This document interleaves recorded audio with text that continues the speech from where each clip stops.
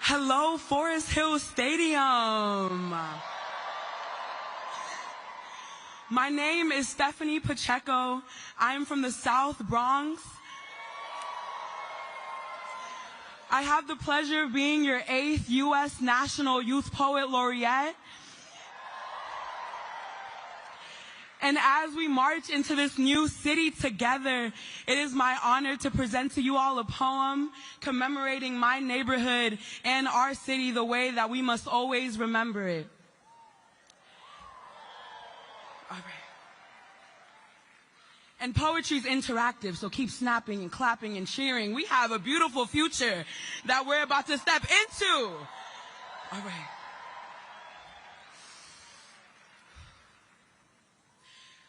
Field trips called for a walk to the bodega the morning of, demanded a bacon, egg, and cheese of my $5, said we gon' eat before we go to the Bronx Zoo, always on the D train, always on Wednesdays, always free entry. The train was us hood kids' magic vessel into Wonderland. We made steel poles our enchanted forest, wished upon the stars of its lights, and tapped our feet to the sound of the underground roar. We say the most Bronx trip you could attend was the Bronx Zoo, was the one that was cheapest for the school budget, was the one that all of our mommies could afford, was the other place where caged beings live. Say the mark of nativity is watching other things in capture, is being a witness to the cage, is celebrating the fact that at least we voyage together. Say we dream of home too. I say I'm from New York, and I mean, I've been going to the same braiding shop on Fordham since I was 11. I found the rhythm of fingers twirling my hair into soil and blossom and named it my favorite beat.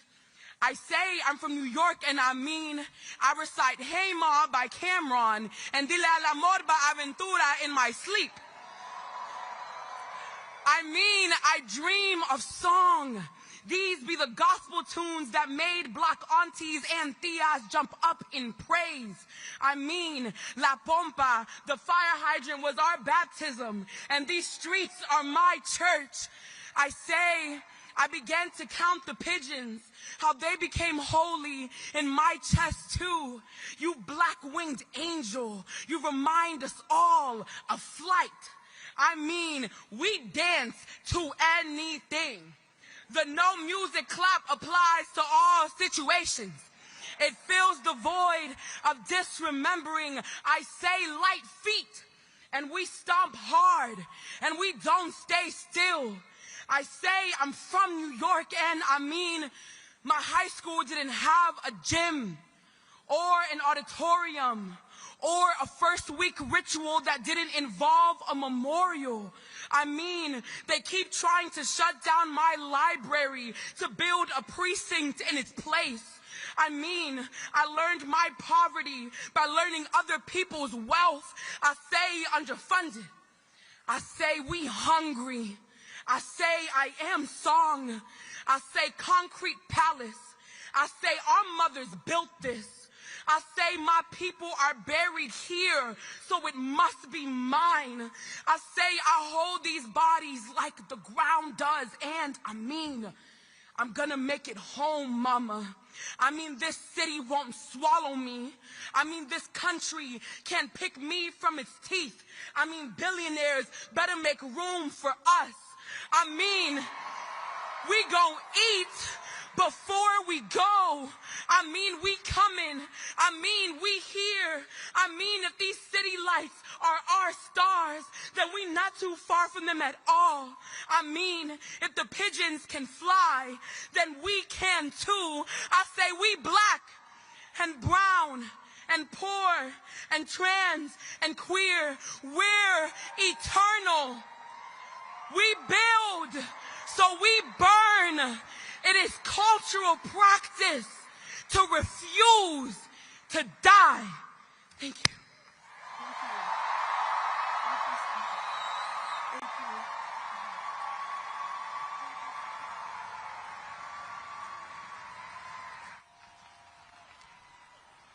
What's up, Forest Hills Stadium? How you guys doing tonight? I can't hear you.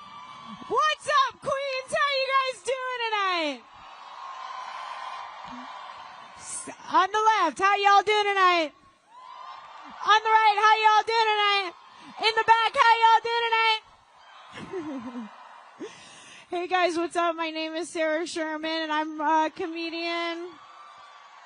Oh, stop. No, stop cheering for me. I'm just a comedian on a show that films in New York City late Saturday night and early into Sunday morning, but stop. Oh, I couldn't possibly. You guys are amazing for being here. It's cold, but the energy is warm. Wouldn't you agree? And I'm here not to just get huge applause from you guys and pose for pictures. Thank you. Get my good side. Thank you. Get my good side. I'm here because I'm a New Yorker who pays rent in this city. And don't make me say it. I think the rent is too damn what? Make a lot of noise. Make some noise if your rent is too high. Make some noise if your apartment is the size of your toilet and 2 chairs stacked on top of each other. Make some noise instead of fixing the problems in your apartment, your landlord just paints over them. Make some noise if you're a millionaire and you want to pay my rent for a year. Okay, we got Boo! Okay, so I'm getting a sugar daddy tonight. But you guys are amazing for being here. We have an amazing show tonight, and I'm so excited to be here to support the only candidate who actually wants to make the cost of living in this city actually affordable. The cost of rent is too high, and so is the cost of everything else, and everybody's so excited to be here. And did I forget anything else important I'm going to say? No, I'm just excited to be supporting Zohran Mamdani for mayor.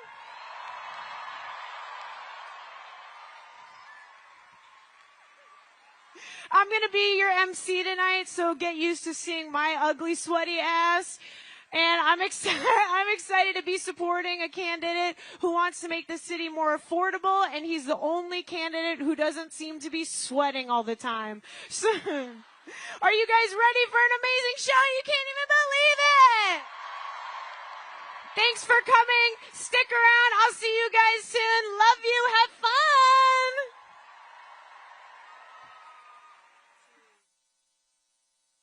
This is what it actually looks like. Showing up day after day after day and making it clear that the fight that management is picking is not just with the workers of this one company. It's with this city at large, where workers do not have to beg for what they deserve. Here, Zoran was with us on the picket line from day one. We won the best contract we've ever gotten. We aren't alone. Zoran saw this struggle and he partnered up with my union, and because of this organized effort, we were able to secure the largest debt relief in New York City's history. Banking on a belief that they can outlast your solidarity with their lives. Having a union job, is food on the table, a roof over your head. These are members volunteering their time. He really understands the needs of the working class. We also are fighting for a city where New Yorkers can rest. And when I think about who won the weekend, it's organized labor. I believe every New Yorker deserves a life of dignity, safety, and stability, and that it's city government's job to deliver that. Freeze the rent! Freeze the rent! Freeze the rent! Freeze the rent!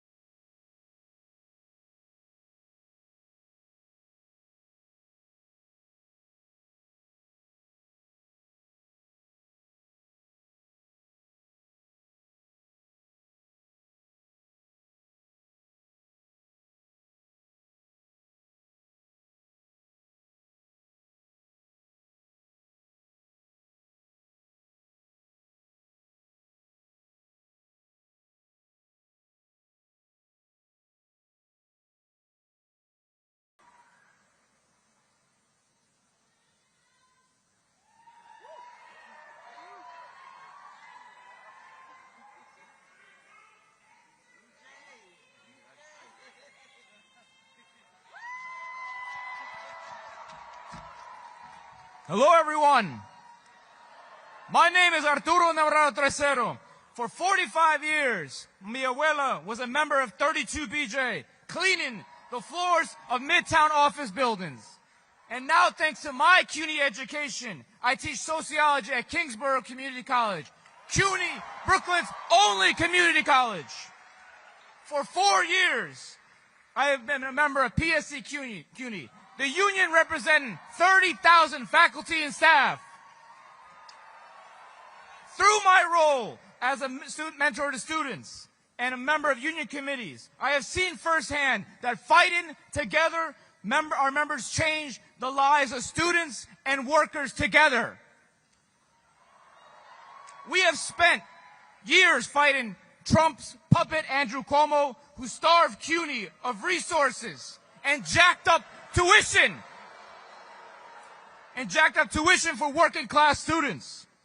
Now, we are facing extreme repression.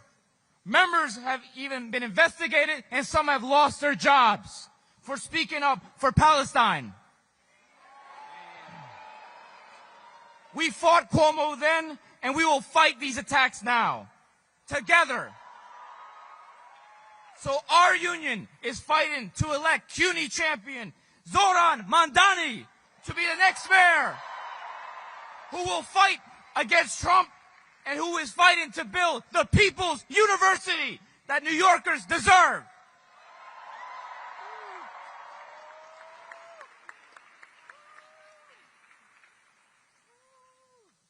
What's up, New York?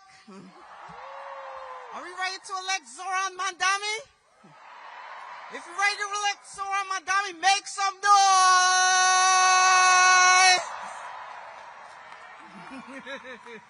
All right, my name's Clarissa Baines. I am a non-security officer at a major commercial building in Midtown Manhattan, and I'm organizing to win the union with 32BJ. 32!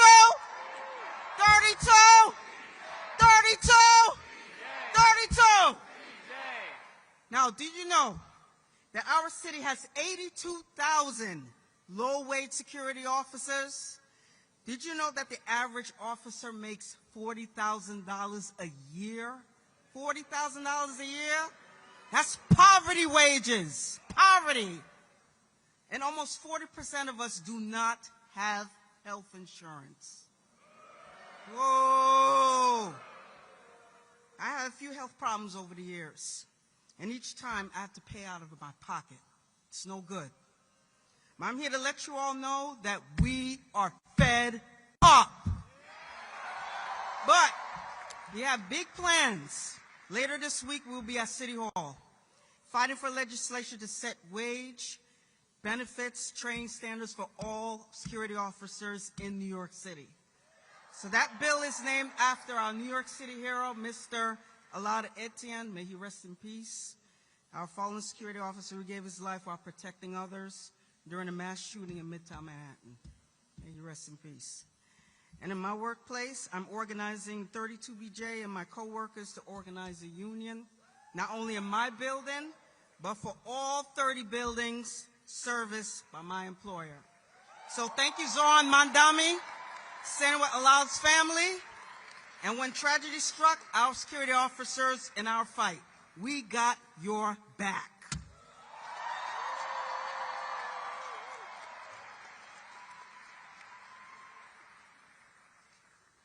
Hello, everybody. My name is Alex Graff. I'm an emergency medicine resident physician at Kings County Hospital, a proud member of CIR-SEIU. Every day in the ER, I see patients that come in with preventable, serious medical illness. Metastatic cancer in a patient who may have been diagnosed early if they had access to primary care. Dehydration due to diabetes in a patient who was rationing his medications and fasting during an insurance gap. A mother with a complex neurologic problem that had to prematurely end her hospital stay because she couldn't get childcare. This affordability crisis is literally killing my patients. It is so demoralizing to feel like I've done everything that I possibly can for my patients, but when they leave the walls of the hospital, it will have no impact on their long-term health because they cannot afford the things they need to live. The billionaire class is gutting the social safety net to line their own pockets. This is going to disproportionately affect working class community of color, and it's a tool of structural racism. That is why we must build a healthcare system that is for people and not profit.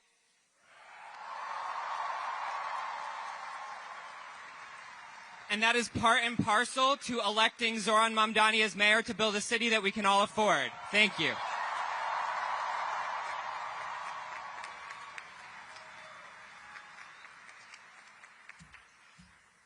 Good evening, fellow New Yorkers. My name is Debbie Feuerman. I'm a social worker at a community mental health center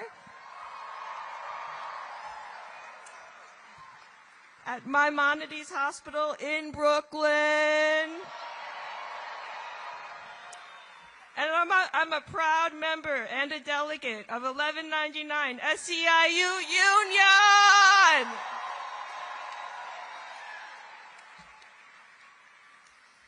At our last contract negotiations, I helped organize my fellow union members to show up at the table, and we won significant raises, as well as extra pay for social workers who speak a second language. So thank you to my fellow union siblings and my organizers. Are there any union members and social workers in the house? At Maimonides, I provide therapy for individuals with mental illness. Zoran's proposal for a Department of Community Safety can help address the increasing mental health crisis across this city.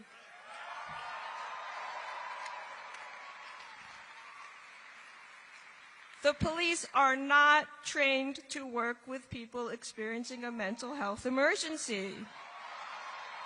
We have to keep everyone in our community safe, including the people experiencing a mental health crisis.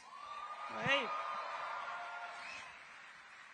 And I've learned as a social worker, individuals living with severe and serious mental illness like schizophrenia, they deserve and need empathy, connection to long-term housing and social services. So most of the people that we serve at Maimonides depend on Medicaid for care. So the mental health crisis is only going to get worse after the federal Medicaid cuts kick in if we do not act. And I'm proud to say, and if it matters, I happen to be Jewish. And yesterday, I proudly cast my vote for Zoran Mamdani to help us address these issues. Thank you.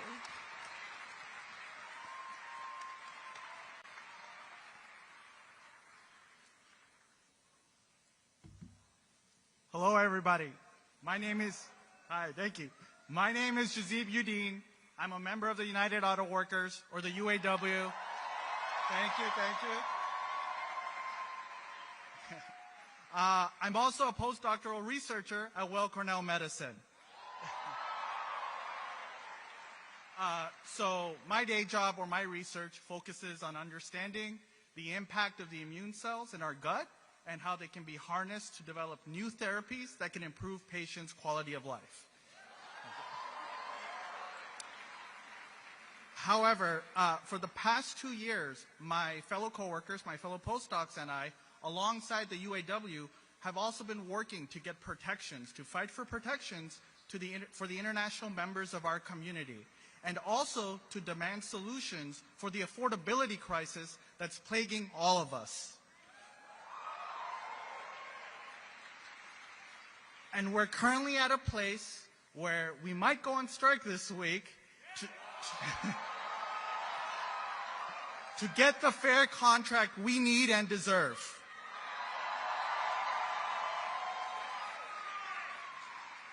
Our fight has only grown more urgent this year as the federal government attempts to slash funding for research institutions while simultaneously attacking the international members of our community.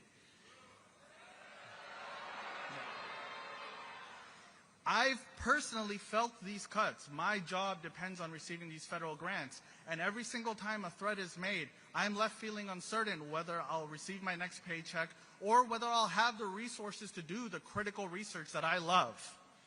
And this is why it is so exciting to have a mayoral candidate like Zohran Mamdani. A person who we know will fight to address the affordability crisis we are all facing. A person who will defend the rights for all immigrant members of our community. And a fellow New Yorker who will stand up with us against this federal administration to protect our city.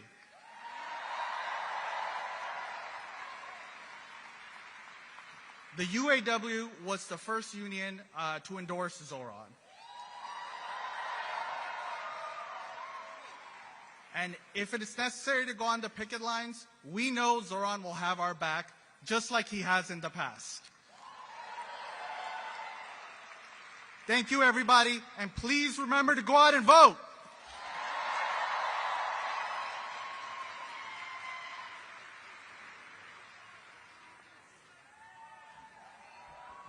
Hi, everyone. First, I want to give some love to people who canvassed today. Let me hear you if you canvassed today. And shout out to my group in Chinatown at noon today. Now, I want to hear you if you are a city worker. City workers. Hey, in the house. And now, lastly, make some noise if you are an artist or an art worker. Hey! My people. My name is June Lei. For 6 years, I've been a member of District Council 37, the union that represents 150,000 workers who run the city where I was born and raised by two working artists. I am the secretary of Local 1502 at the Brooklyn Museum, where I produce public programs like the beloved free flagship series First Saturdays.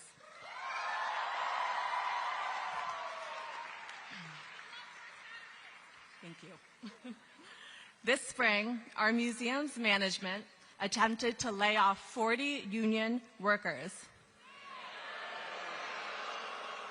A reckless reduction in force that would have cut jobs, exhibitions, and programs, all while preserving six-figure salaries for executives. The union strongly opposed.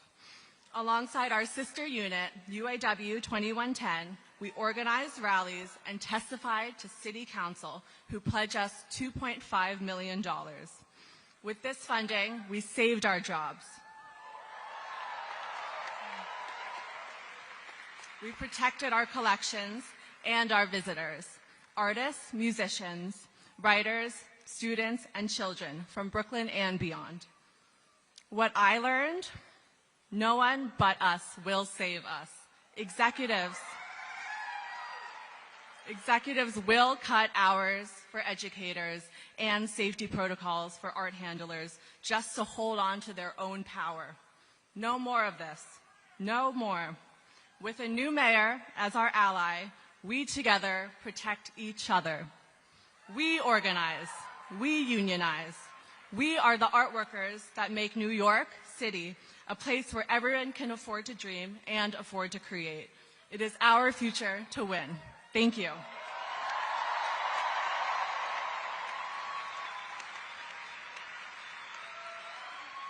Hi, how's everyone doing tonight? Hello. My name is Kai Fritz. I'm a Starbucks barista. proud union member and New Yorker, and I'm here today because I know that New York is not for sale. And I want to live in a New York for workers, not for corporations. Starbucks and its CEO, Brian Niccol, are the embodiment of corporate greed and oligarchy. Niccol was paid $96 million last year for just 120 days of work. That is 6,666 times what a barista like me makes. His wealth comes at the expense of workers like me, our health care, our rent, our grocery bills. This is a broken system, but we are fighting back, and we are fighting to win. Starbucks Workers United is one of the fastest growing union movements of this century. Over 12,000 of my union siblings have organized and inspired workers all over the world, and we are not backing down. Our fight for a fair contract is part of a larger struggle for dignity, for justice, and for an economy that works for all of us. Not greedy corporations, not billionaires, not oligarchs, for all of us. We know Zohran has our back and will be with us on the picket line if we strike, and we need all of you to join us too. No contract, no coffee. Zoran's fight is our fight. Workers need a mayor who will take on corporate greed and make the city truly affordable for all New Yorkers, and that is why I am proud to vote for Zohran on November 4th. Thank you.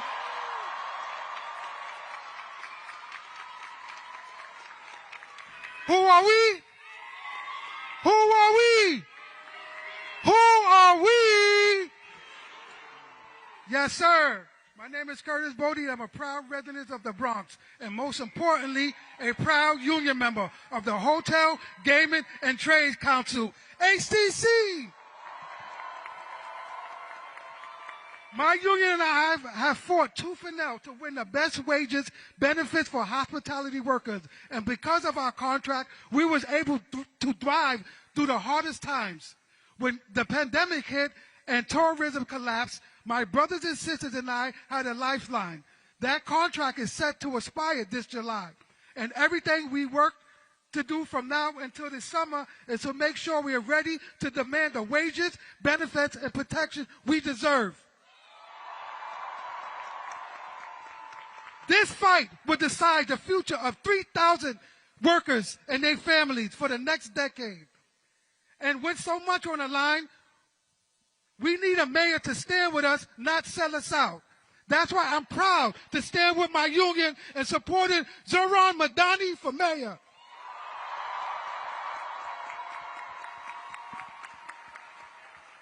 Whether it's holding hotels accountable to keep workers safe and pushing back where Airbnb is spending millions of dollars to take our homes and our jobs.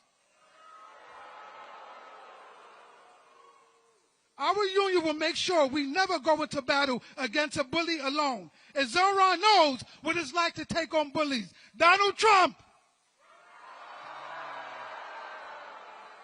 We've seen him go up against the big guys with all the money, all the power, and all the insiders and win. That's the type of ally we need in City Hall, to stand side by side with us when we're on the picket lines and behind closed doors. I know New Yorkers can count on Zoran. Now let us show him we can count on him and vote next Tuesday for Zoran Mamdani for mayor. Please put your hands together for a visionary leader and fighter for workers everywhere, SEIU President April Verrett.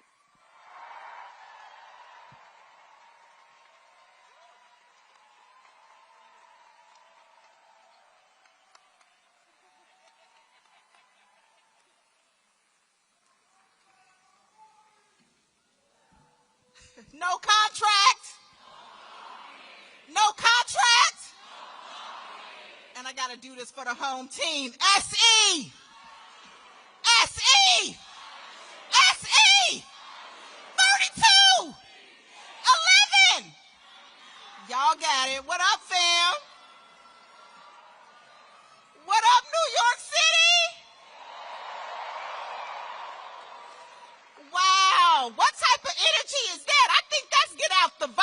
energy. As you all heard, I am indeed April Verrett, the extremely proud president of the 2 million member Service Employees International Union. And I've been trying to get here, and finally y'all called. I was like, I'm coming. I had to be here tonight because when working people anywhere show up for a fight, SEIU gon' damn show up for the fight. Am I right? And make absolutely no mistake about it, working families across New York City are in the fight for your lives. Pick any issue and it's abundantly clear. Housing, health care, child care, fair wages. Working families are being crushed. I don't have to tell you, you live it. But here is what gives me hope. Here's why I had to be with you tonight. Zoran Mamdani, damn it, I knew I was going to do that. Zoran Mandani gives me hope.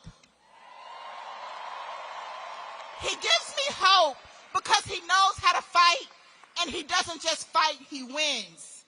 And that is why in just 9 days, not only is he going to win, we are all going to win when we make him the next mayor of New York City.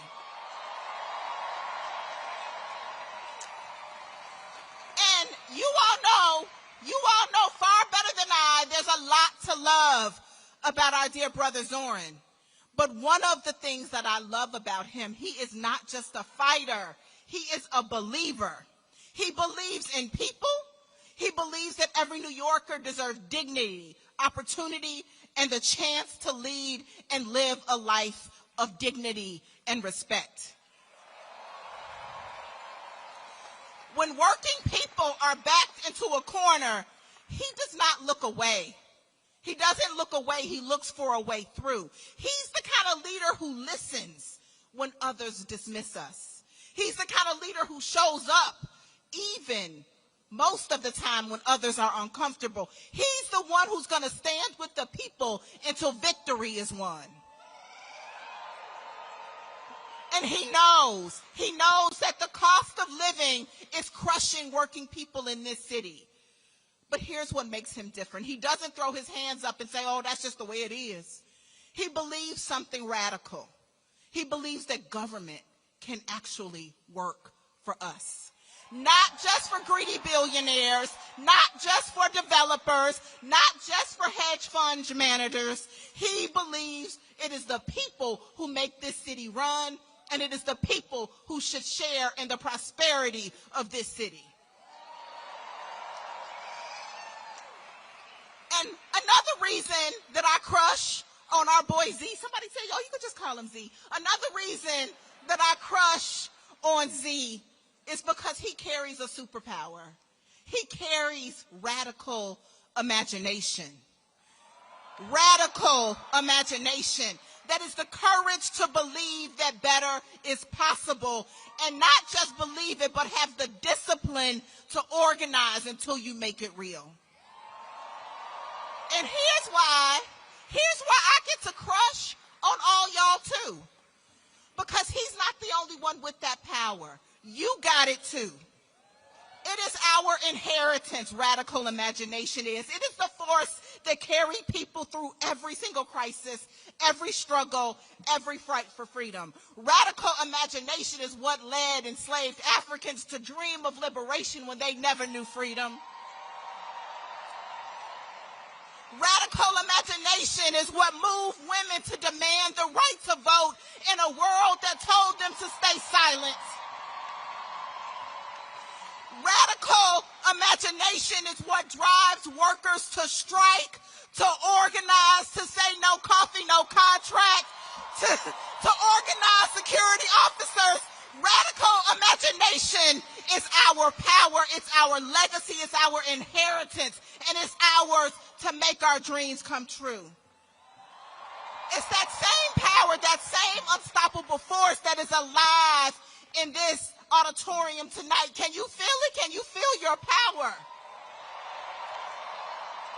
Family, Our charge in this moment is to remember that power has always has rested with the people.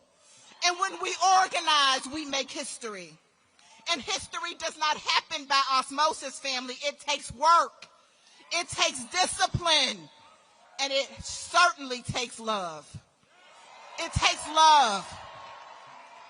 It takes love for each other. It takes love for your city. That is why, y'all, you got 9 days. 9 days to knock every door, 9 days to make every call, 9 days to bring every last voter into this movement. So when you leave this rally, get your phones out, text your friends, call your coworkers, get on that family thread, hell, call that ex. Yep, I mean it, call that ex, because this moment is too important for you not to. And I'll close with this. Zoran Mamdani will be the kind of mayor that wakes up every morning and works his heart out for you. He will work his heart out for better jobs, for fair pay, for better educational opportunities, for affordable housing, for better health care, for quality and affordability, and the protection of our rights and of our democracy.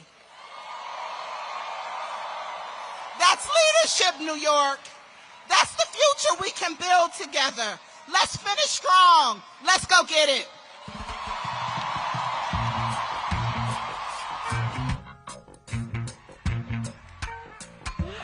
Thank you, President Verrett. Keep it going for President Verrett.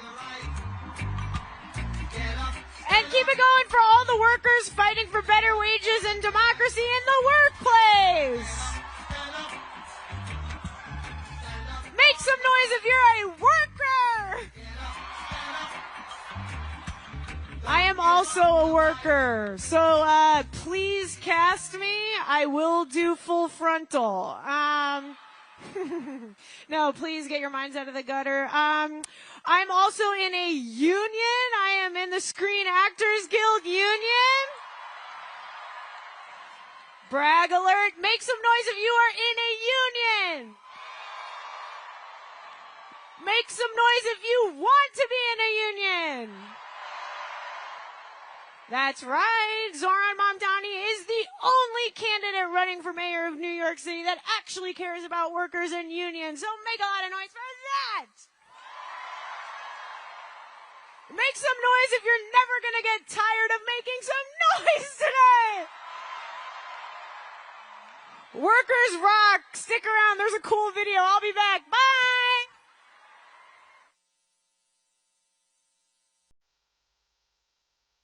Let's see, there's next.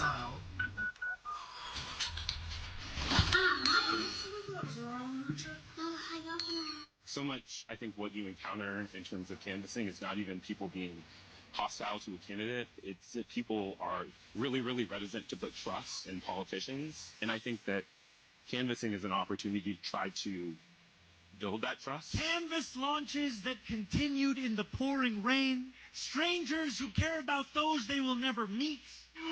Climbing floor after floor of the 6th floor walk-up. In the rain, in the sun, in the snow.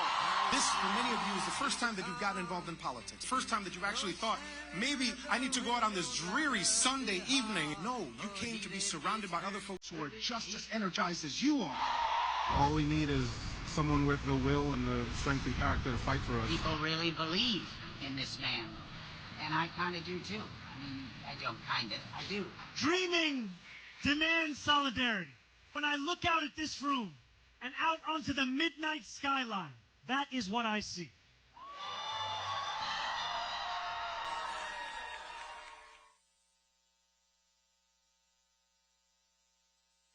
Our socialists in office from the Democratic Socialists of America. Senator Julia Salazar, Assembly members Claire Valdez, Marcela Matenis, Sarah Hannah Stretsha, and Emily Gallagher, and City Council members Alexa Aviles and Tiffany Caban.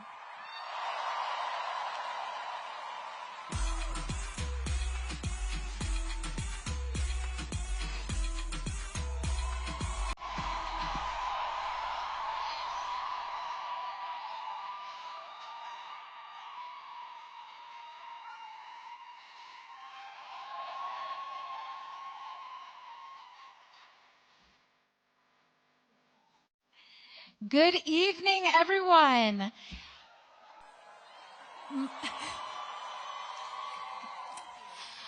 I am New York State Senator Julia Salazar. In 2018, I became the first Democratic Socialist elected to our state legislature in nearly a century.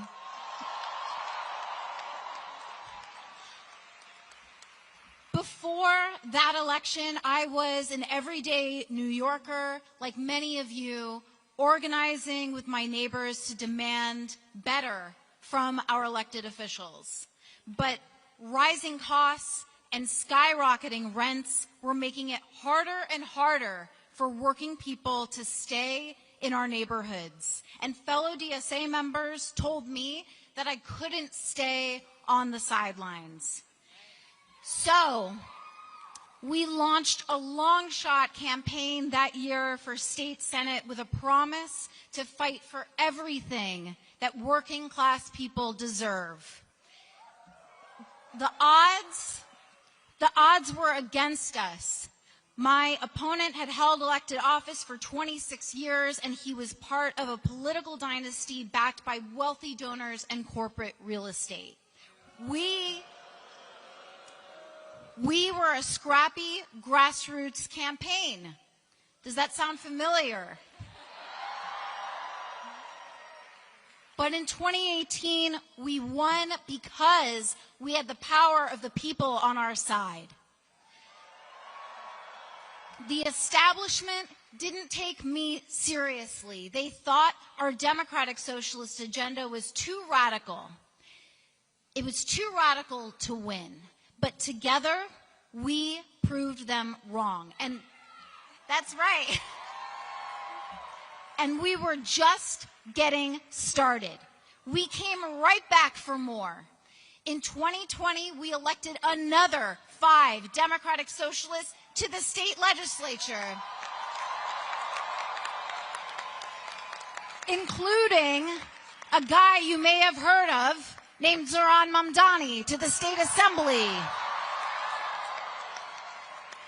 But we didn't even stop there. The following year brought the victories of Democratic Socialist Alexa Aviles and Tiffany Caban to the city council. And you know we couldn't stop there, so we kept going, and we elected Kristen Gonzalez to the state senate and Assemblywoman Claire Valdez.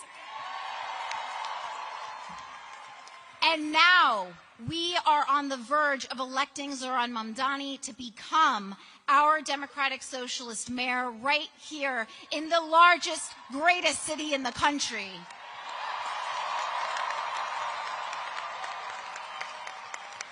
This incredible campaign demonstrates that we not only have the people on our side, but our movement has grown. Is it radical to demand that billionaires finally pay their fair share of taxes? No. Is it radical to fight to abolish ICE? No. Is it radical to believe that every family in New York should be able to afford childcare? These are the demands we must make to build the future we dream of into a reality. New York City, are we ready to elect Zoran Mamdani as our next mayor?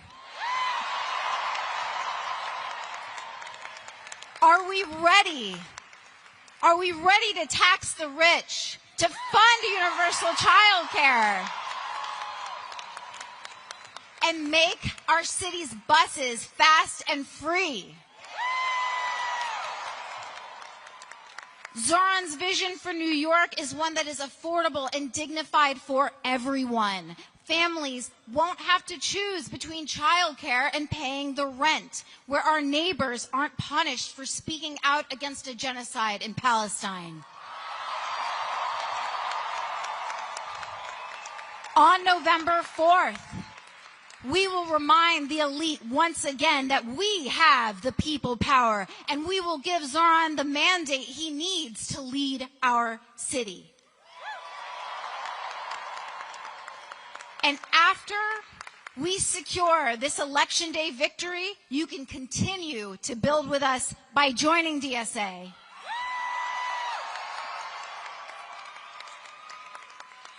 Thank you all for being in this movement with me. It is now my deep honor to introduce my colleague and comrade, Assemblymember Claire Valdez.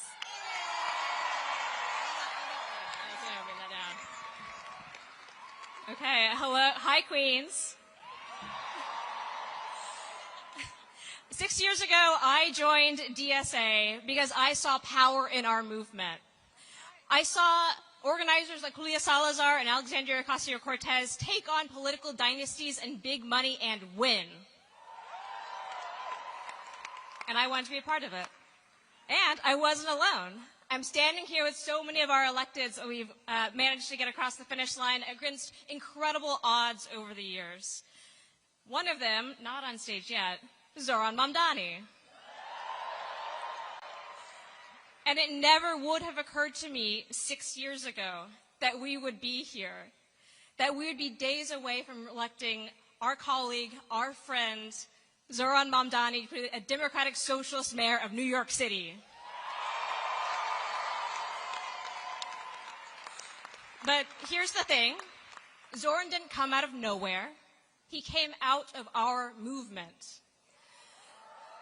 Our movement that has been fighting for workers and tenants and immigrants and our trans siblings.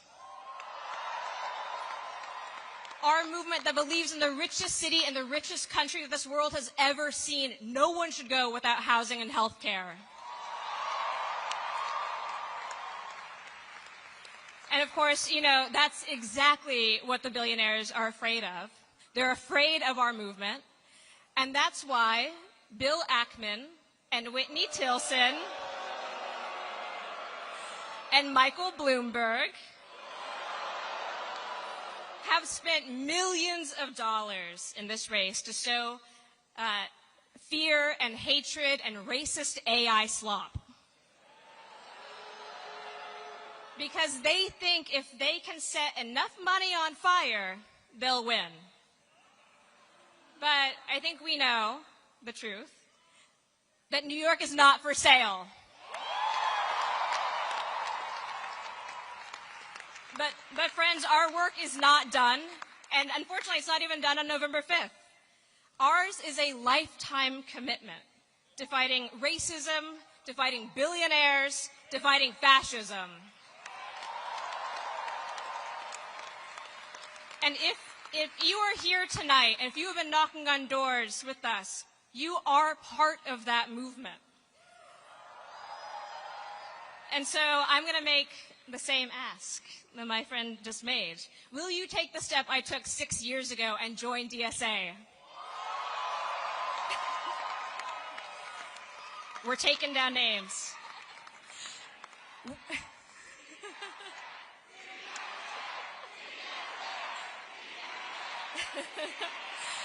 A couple more questions for you before I go. Will you hit the doors to elect Zoran Mamdani? Are you ready to organize, to freeze the rent, make the buses fast and free, win universal childcare, and tax the rich? And to quote another famous socialist mayor, Bernie Sanders, are you ready to fight for someone you don't know? Hell yeah. Let's win this, Queen. Solidarity forever.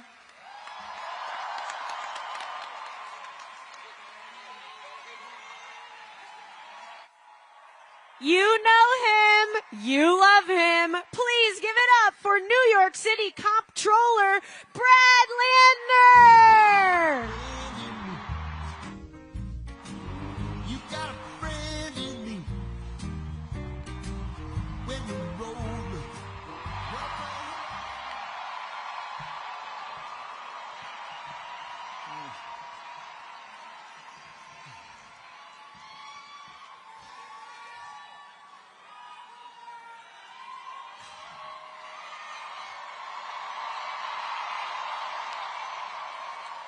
Good evening, New York City! I'm Brad Lander, the New York City Controller, also known as your second choice in the primary. That primary gave me a front row seat to see this powerful coalition that Zoran is building and then to become part of it. Watching Zoran up close, I got to see how hungry New Yorkers are for a city they can afford, where everyone is welcome, and with a leader who inspires us. So, when the opportunity to cross-endorse arrived, I knew just what to do. For starters, we had to send that corrupt, abusive bully Andrew Cuomo back to the suburbs. I said it on election night, and I can't wait to say it again next Tuesday. Good fucking riddance!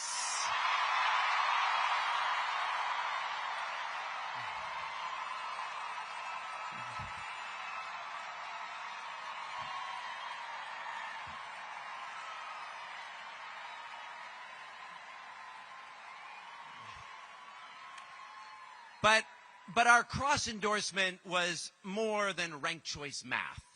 It also showed the possibility of solidarity. Politics does not have to be the sour, selfish ego trip of Cuomo or Adams or Trump. Politics can be a team sport for building the New York of our dreams.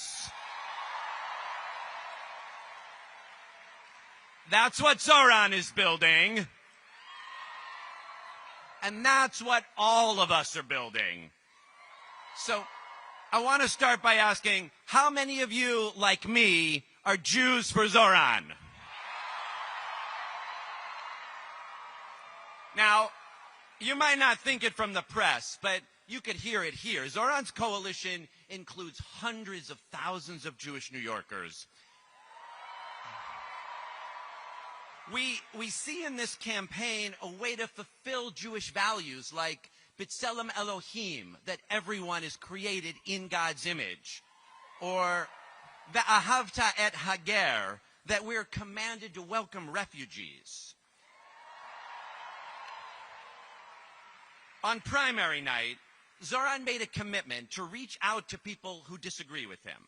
And since then, I have seen him keep that promise in dozens of meetings with rabbis and Jewish leaders, in house parties, in synagogues, at town halls, at Rosh Hashanah and Yom Kippur services. In each one, Zoran listened intently to people's hopes and also to their fears, including all too real experiences of anti-Semitism.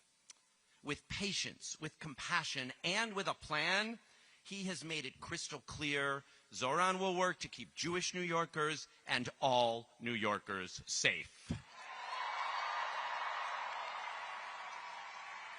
Now, how many of you are Muslims for Zoran? Assalamu alaikum. I want to speak to you as a Jewish New Yorker because this race, especially in the last few days, has seen outrageous Islamophobia. For shame. Shame on you, J.D. Vance, and shame on you, Andrew Cuomo. Andrew Cuomo and his billionaire donors have sought to exploit both anti-Semitism and Islamophobia for his political gain. It's gross, and we won't stand for it. Jews and Muslims will not be divided against each other.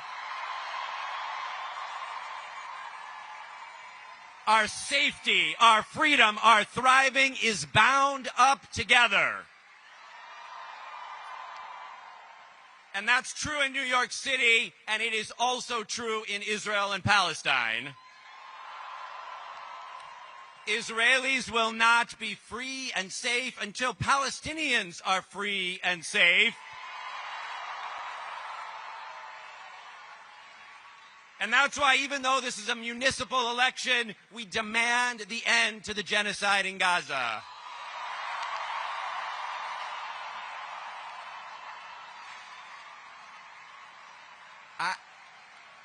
I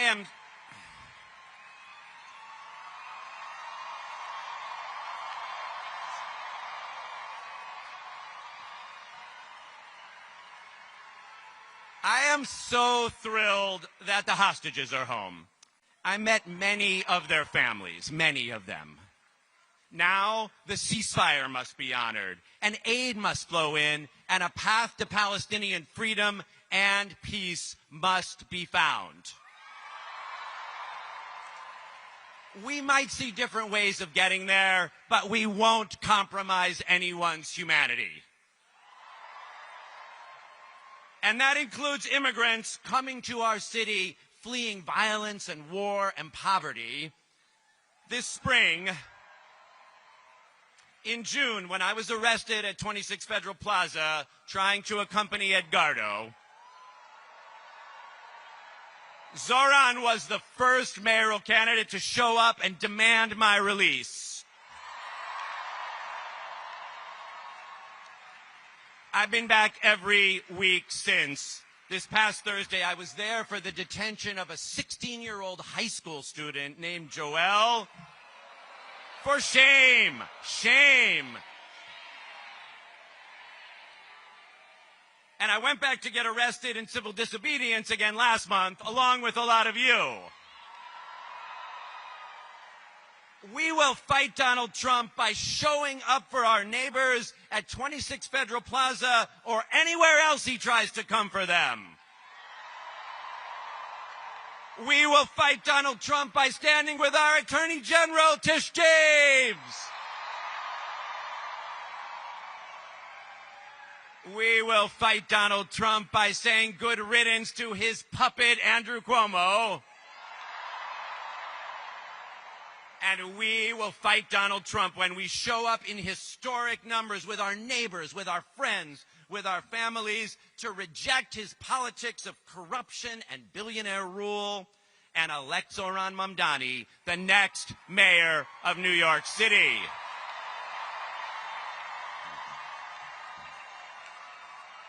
Because it's not Donald Trump versus Zohran Mamdani. It's Donald Trump versus New York City.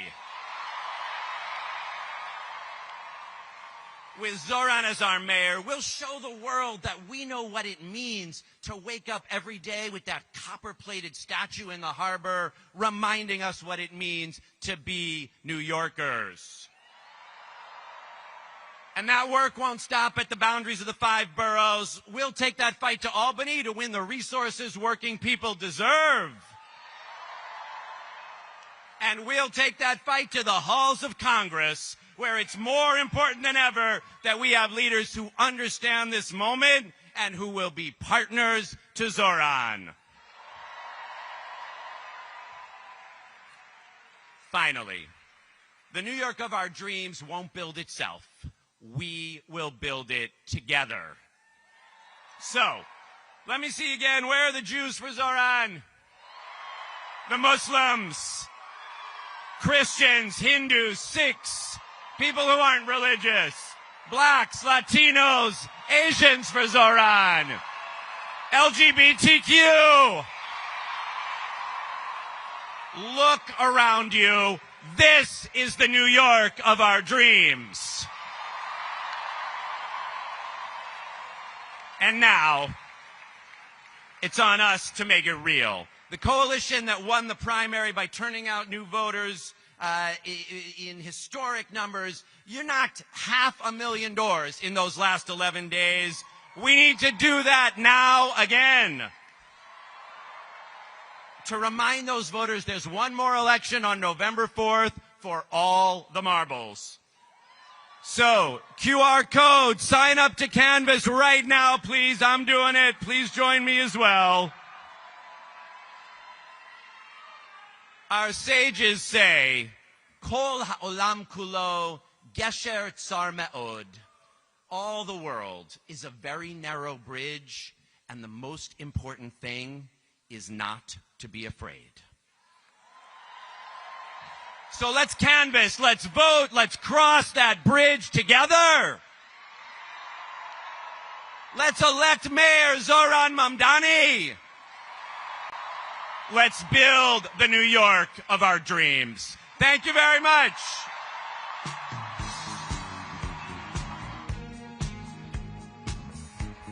Keep it going for Brad Lander.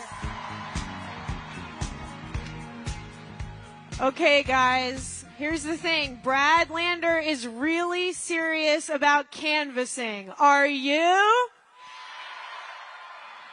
So is this the QR code? This is the QR code. Everybody take out your phone right now. Don't make me be bossy. I see one phone.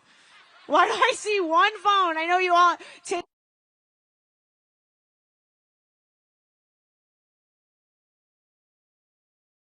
until every single person takes out their phone, does the QR code. I don't know how to do that, but you all do.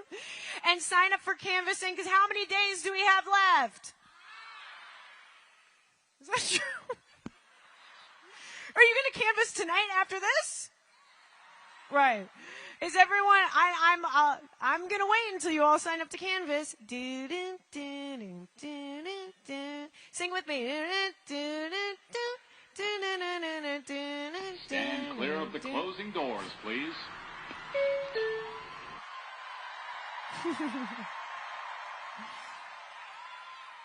Hey guys, I wasn't finished singing, so you just silenced the female narrative at the round.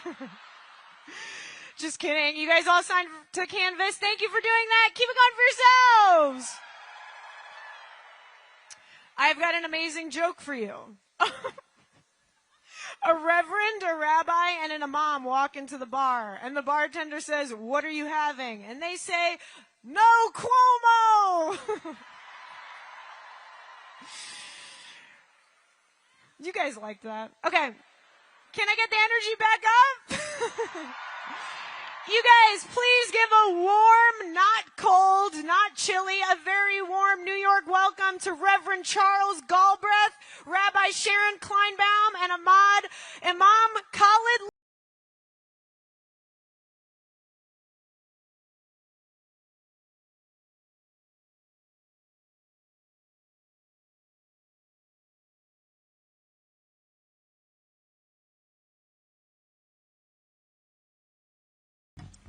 Good evening.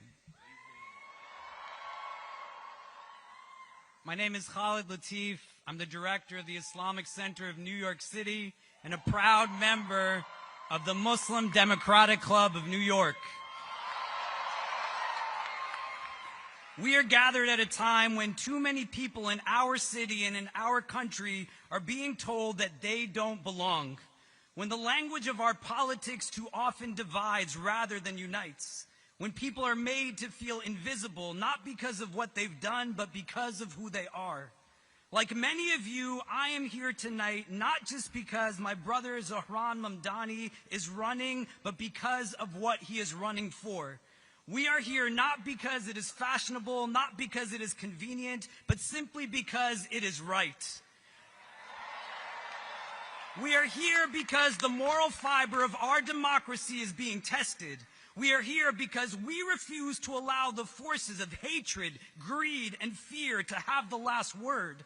The vitriol and bigotry that has unsurprisingly and unfortunately spewed itself from commentators, politicians, and political opportunists is the same tired Islamophobic rhetoric that has plagued our nation for decades.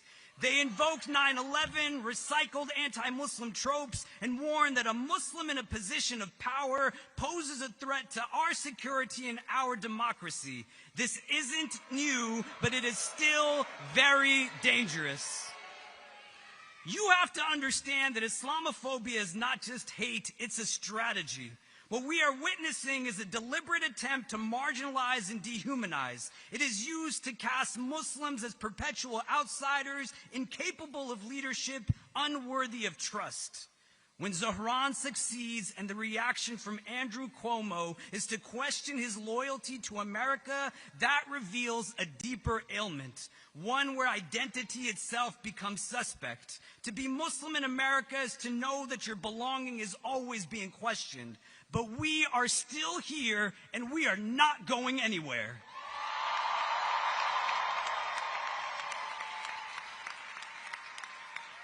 The same forces that target Muslims are also targeting immigrants, the working class, the homeless, black and brown people of all kinds. Really, anyone who comes from underserved and underprivileged backgrounds, especially those amongst them who dare to speak truth to power. Islamophobia does not exist in a vacuum. It is entangled with white supremacy, xenophobia, and anti-black racism. To me, anti-Muslim sentiment has always been a system of anti-blackness. To those peddling hatred in our political discourse, you should know that democracy thrives not on fear, but on radical empathy. It demands we trust one another, respect our differences, and elect leaders who reflect our collective identity, not just a narrow majority. And there is no doubt that those who believe in Zohran's leadership come from all walks of life. To everyone who is not a bigot, remember that we are stronger when we include and not exclude. Zohran's victory will not just be a political milestone. It is an invitation to dream bigger, to love braver, and to live up to our city's promise. We do not need to become what they fear in order to defeat them. We simply need to keep showing up with our hearts, our feet grounded, and our collective voice strong and unwavering. This is our city too, and we all belong here. We are here to say that justice is not just a slogan, it is a struggle. That love is not just a sentiment, it is a commitment. That every human being, no matter their faith, their color, their gender, their income, or their immigration status, has infinite value and unshakable dignity. That affordability is not just about rent checks and price tags. It's about whether ordinary people can live with stability, with joy, with hope. That a democracy that allows corporate greed to dictate who gets a home, who gets health care, who gets to dream, that is a democracy on life support. We may not have all the money, but we have a movement made up of the people. And when the people move, the ground beneath injustice begins to shake. When the people move, the walls built to divide us, they crumble. When the people move, the impossible becomes inevitable. To my brother Zohran Mamdani, keep showing them who we are by showing them who you are. We are with you every step of the way, and we know that your victory will not just be yours, but ours. It will belong to every family fighting to stay in their home, every worker demanding dignity, and every young person daring to dream of a fairer world. Because when you rise, Zohran, we all rise. When you speak truth to power, you remind us that the moral arc of the universe still bends towards justice, but only when we bend it together. So let's keep bending. Let's keep building. Let's keep believing. This is our city. This is our moment. And this movement is what New York City should look like.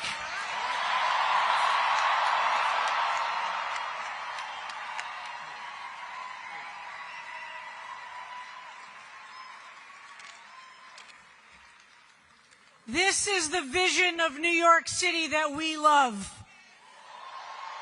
A Muslim, a Jew, and a Christian stand here supporting this campaign to take our city back. My name is Sharon Kleinbaum, and I'm a rabbi here in New York City who is dedicated to the vision of transforming this city into a place in which all of us live in peace and security and can afford to live in this city. In our Jewish story, read this past Shabbat of Noah after the flood, God says to all of us, I set my rainbow in the clouds as a sign of the covenant between me and the earth. Now it is your turn to make sure the earth is taken care of. That rainbow was the first covenant, a promise of life and diversity, a sign that creation itself is holy in all of our colors, a sign that it is up to us to create a future free of corruption and violence, which we're told caused God to flood the earth with the Mabul, with the flood itself. Our sages then taught in Pirkei Avot, in the Mishnah, that the rainbow was one of the last things that God created, Bein Hashmashot, in the tender moment between day and night, when light and darkness touch but do not erase each other. That's the spiritual hour New York City lives in all the time, between light and shadow, wealth and poverty, despair and hope. And it is in that in-between place that holiness is born. Centuries later, two Jewish sons of immigrants, Yip Harburg and Harold Arlen, dreamed another rainbow into being. There was no rainbow in the original Wizard of Oz. In the depths of the Great Depression, they wrote somewhere over the rainbow. From a place of despair and hopelessness, we can imagine the creativity of a rainbow with color and vision and creativity. A vision not of escape, but of courage. A world in which people could live free and unafraid, where dreams and justice meet. That dream must be renewed in every generation. And we need leaders like Zohran Mamdani to help us keep imagination and creativity alive, to dream of the future and work hard to make it happen.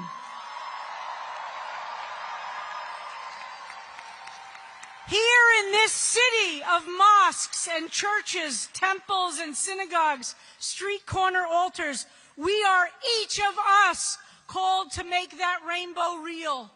We must make sure we are creating a city which feeds the hungry, houses the unhoused, welcomes the stranger and the immigrant, and protects every single child's right to dream. We must be the carriers of that message. We must make affordable this messy, creative city of ours. Now, I know that I don't agree with our leader, Zohran Mamdani, in everything that he says. I don't agree with anyone on everything. But we in this city must model what it looks like to hold differences, that we can debate and discuss, argue and disagree, and stay in relationship. But one thing I know for sure, that Muslims and Jews must work together for a shared future of all of us, where the humanity of Palestinians and Israelis have a future of shared security, freedom, dignity, and justice. This can only happen when we all are working together with love and respect. And on issues related to New York City, we completely agree. We dream of a city where Jews and Muslims respect and care for each other. Forcefully, as a rabbi, I reject all attacks of Islamophobia and hatred of Arabs or of Muslims. This is not my Judaism. This is not my God.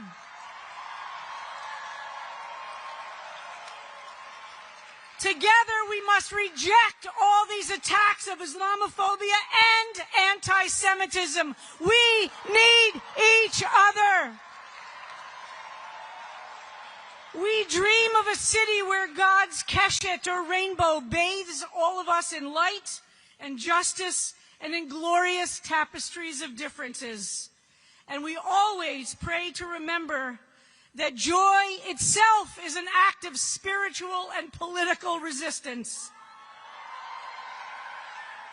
As a rabbi, I am grateful to Zoran for his commitment to fight anti-Semitism, for his commitment to protect all houses of worship, and to take seriously the fear that many Jewish communities live with. We dream of a future, and we make it real every day with our passionate commitment rooted in faith, relationships across all kinds of differences, and the leadership of Zohran Mamdani to take all of us and our city into a new future. Thank you.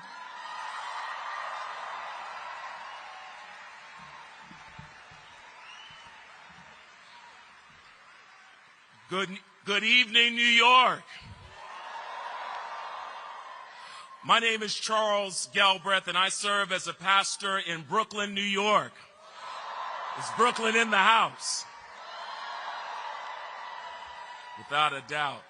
I serve a congregation that for over 103 years has welcomed immigrants into its doors and into its community. The faces and the places they have come from has changed, but we realize they are constantly and consistently looking to dream again. We recognize that many of our folks have been pushed and priced out. Healthcare costs has many people feeling helpless. For far too long, their dreams have been deferred, depressed, discounted, and just simply dissed. But I believe that there is a season coming. A season of recovery. In our text, it speaks about a brother who was a dreamer. And I believe that there is another dreamer who has a vision for New York City, who can dream and actualize our way out of food insecurity, out of housing that's unaffordable, out of constantly being underneath a crisis and intimidation to our immigrants. I believe that there is a possibility that rests within our city, and it rests within our brother Zoran Mamdani.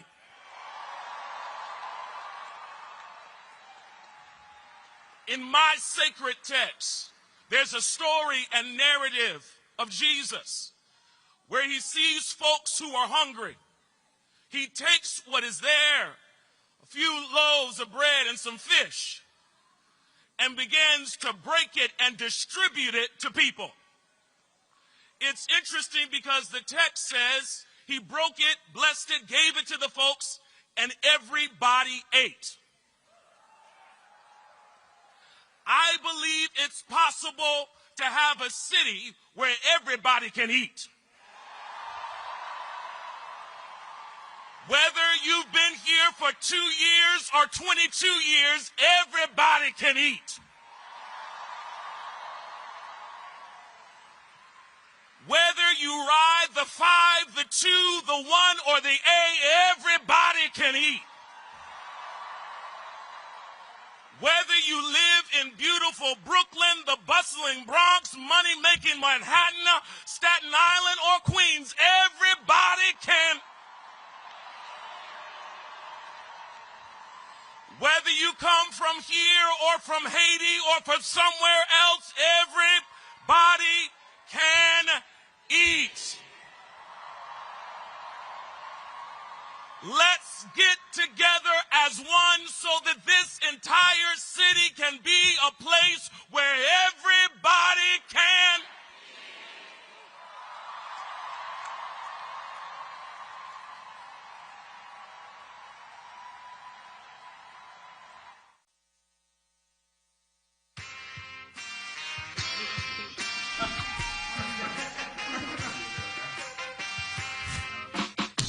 These are not just slogans. These are commitments. Everyone should be able to raise a family in New York. We will deliver universal childcare. We'll make the city affordable for everyone. Change is coming. New Yorkers deserve a city they can afford. We're gonna deliver. It's government's job to make your life better. That's exactly what we are going to do. It's Zoran's agenda. It's New York's agenda. It's our agenda. It's my agenda.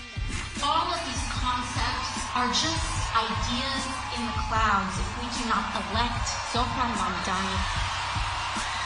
Join me in welcoming the leaders who will help us bring this home. Governor Kathy Hochul, State Senate Majority Leader Andrea Stewart-Cousins, and Assembly Speaker Carl Hastie.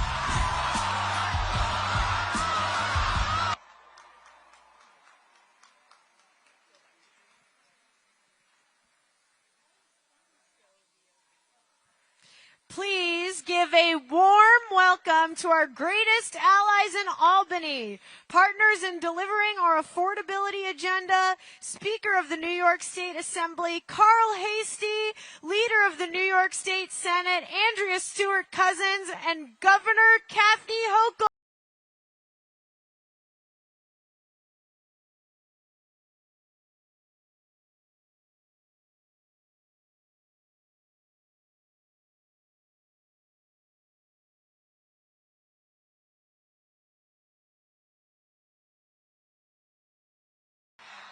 Here we are, everyone.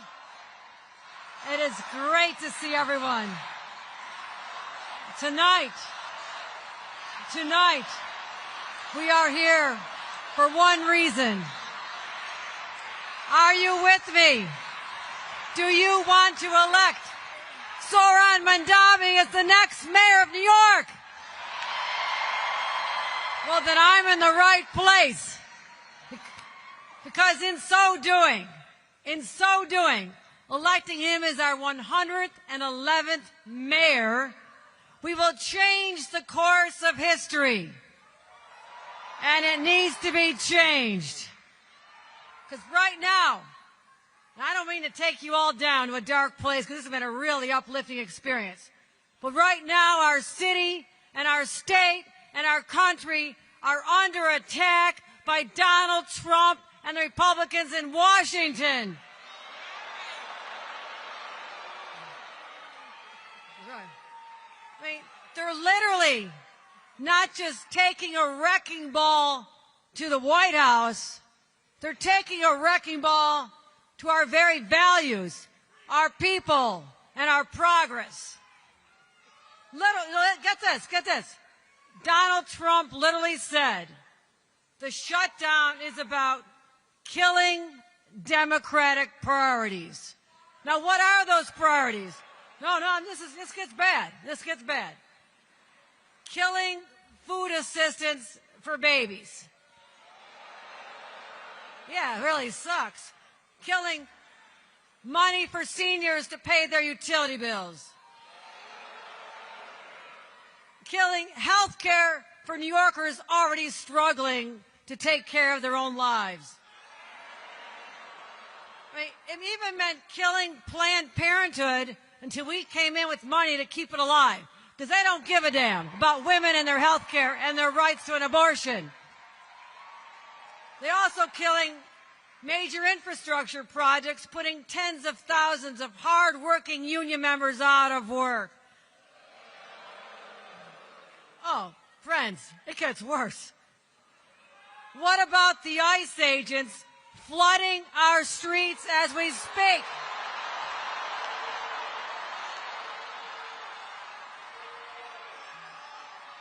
Canal Street, Queens, the Bronx, they're everywhere, and they're terrorizing innocent people. And we have had enough. Now Donald Trump says, oh, we're going after the worst of the worst, the baddest of the bad. They're splitting up families. And let me tell you this actually happened.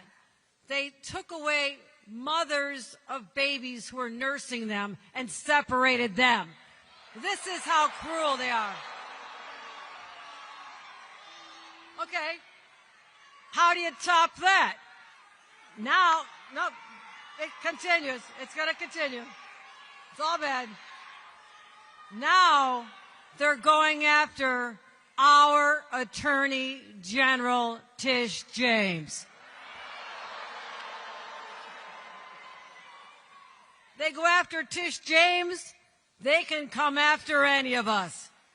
But here's what they did not count on. Here's what they did not count on. They always forget this about us. When we get punched, we fight back, and we fight back hard. We don't just fight, we win. Because time and time again, New Yorkers have been knocked down, and we get up stronger, louder, and more resilient than ever before. So I'll be fighting every day with my partners on the same side, Andrea Stewart-Cousins, and our speaker, Carl Hastie. Give them a round of applause.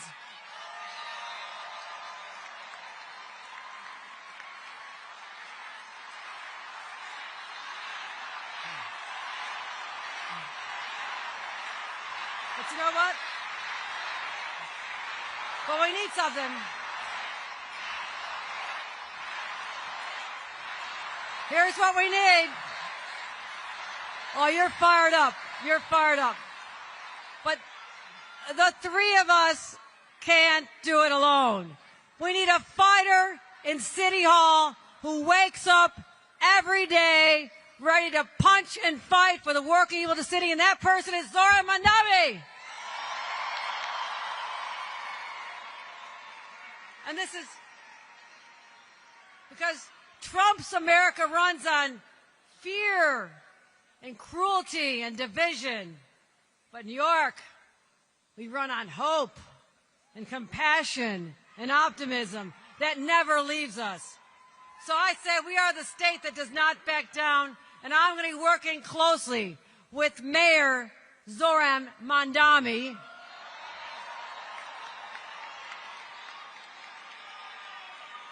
But you know what? But you know what I admire about him so much? No, think about this. Zoran Mamdani.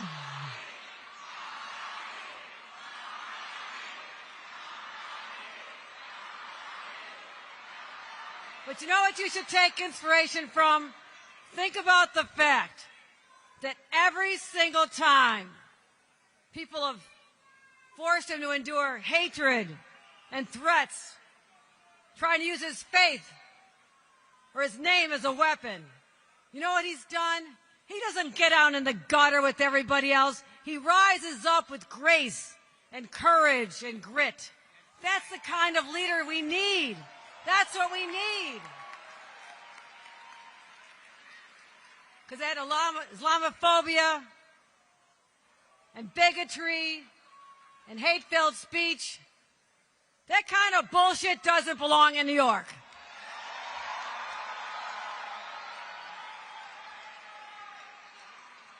And I see in him someone who sees a New York that is affordable because we want to live here. We want families to grow here. We want them to prosper. So we need more housing. But you know what? Here's something I can tell you about personally. New York's first mom governor, we need more child care. And it has to be universal. Child care for everyone who wants it. So here's what we're going to do.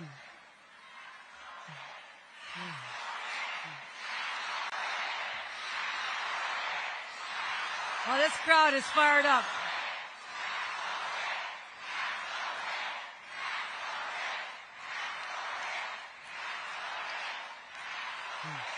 All right. I can hear you.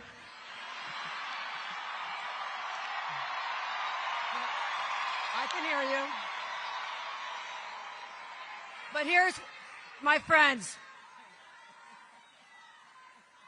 you want to see Zoran or not? Okay.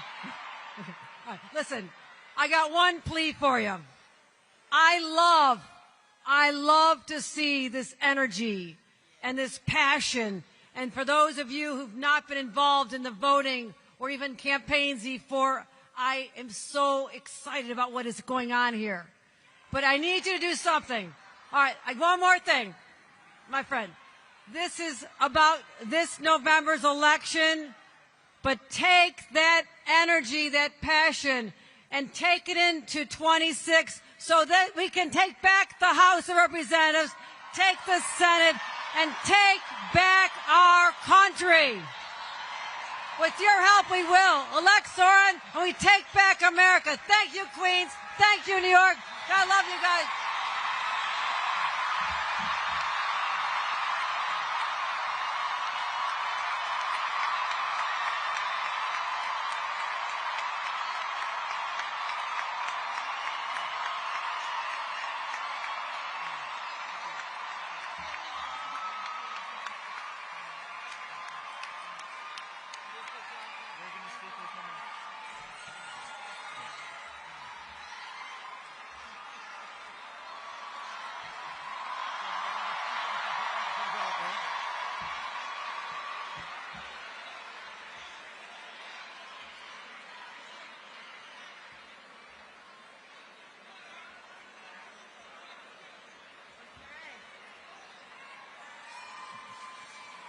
Well, good evening, everyone.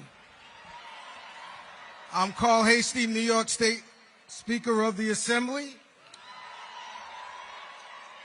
and I have personally witnessed the profound impact that government can have on the lives of everyday citizens, particularly here in New York. And I come to you today not only as the first black speaker in the history of this state,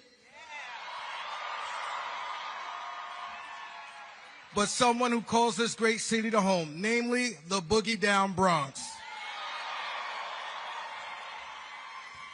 That's why I'm proud to support my colleague and my good friend Zoran Mandani to be the next mayor of the city of New York.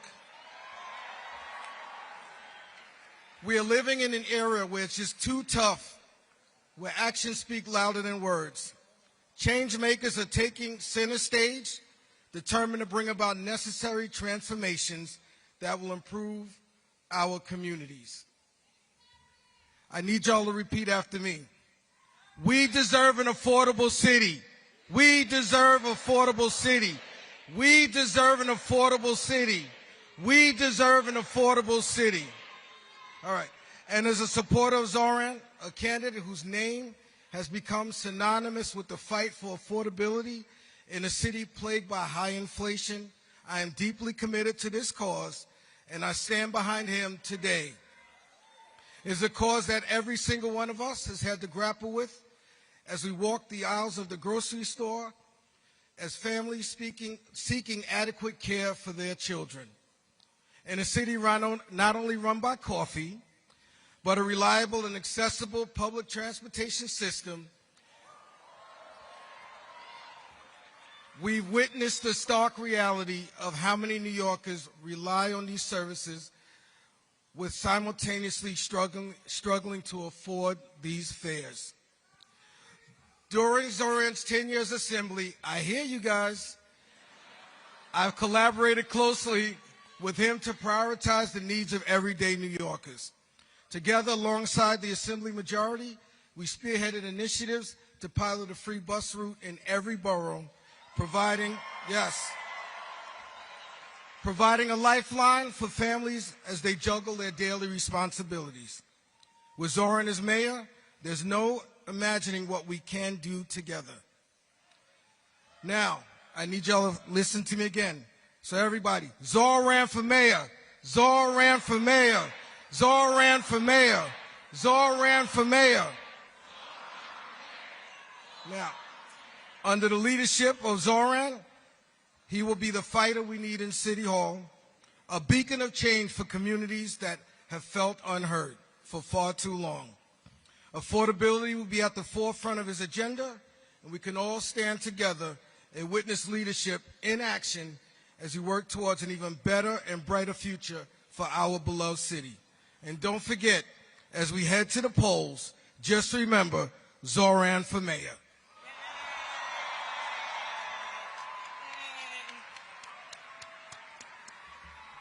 Good evening, New York. I love what I'm feeling here. We're going to win this, right? So, we all hear you. Here's what I want to say. I want to say that I remember living in New York City in the housing projects, Amsterdam and then Parkside.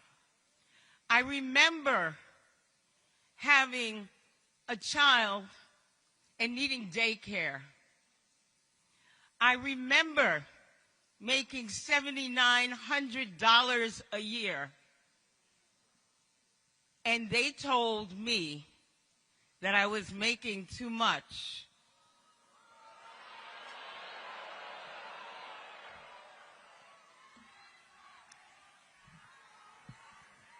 It was the first time that I had the opportunity, because I was young, 20-something, that I stood outside in front of City Hall with so many people just like me, begging the government to understand that I needed to work to support my child with dignity and to have child care.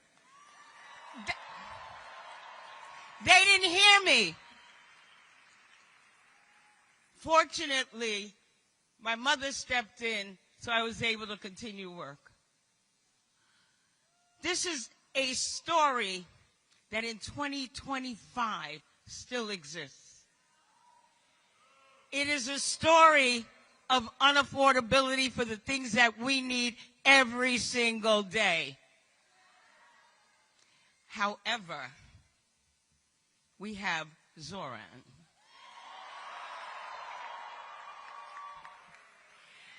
Not only is he about affordability, but you heard the governor, you heard the speaker, and you heard from me. And just as the speaker is a historic figure in the assembly, the governor, the first woman to ever hold a position,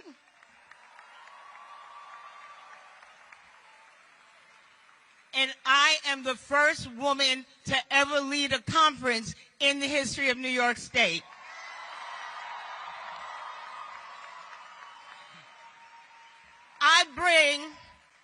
I bring my experiences with me to the table. And I tell you my experiences so you know that I get it. He gets it. The governor gets it. And I also talk about the history because you are looking at history. Things that people said could never be done. People could never have these seats. They could never, ever sit at the table and make policy decisions. That's what they would have us believe. And yet, because you vote, we change history. We change lives. We make things happen. It's in your hands. You have the power. And one of the things that I was telling Zoran's campaign manager, Maya, you should give her a round of applause. Look where we are. Look where we are.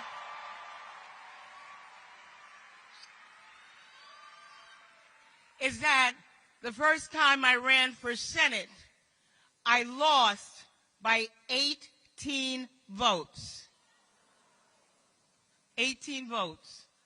In the longest race in history, they told me for February the next year that I lost by 18 votes. And look what happened. But I don't want you to, I want you to learn from what happened to me. You get out there. Do not rest. Do not stop. Knock on every door. You saw the QR code. Canvass, knock, and get people out there to vote because we don't have another chance. We can't miss this chance. And, you know, I'm just up north a little bit in Yonkers, but in Westchester, I always tell folks, is Westchester in the house? Come on, Westchester. Yeah, thank you. Thank you. Thank you. But what I always say up there is when Democrats vote, Democrats win. So here's what, but you know what, I'm going to be collective because I know there's a lot of people here. A lot of people want change. So what I'm going to tell you to repeat after me is when we vote, we win. When we vote, when we vote, let's go win. Thank you.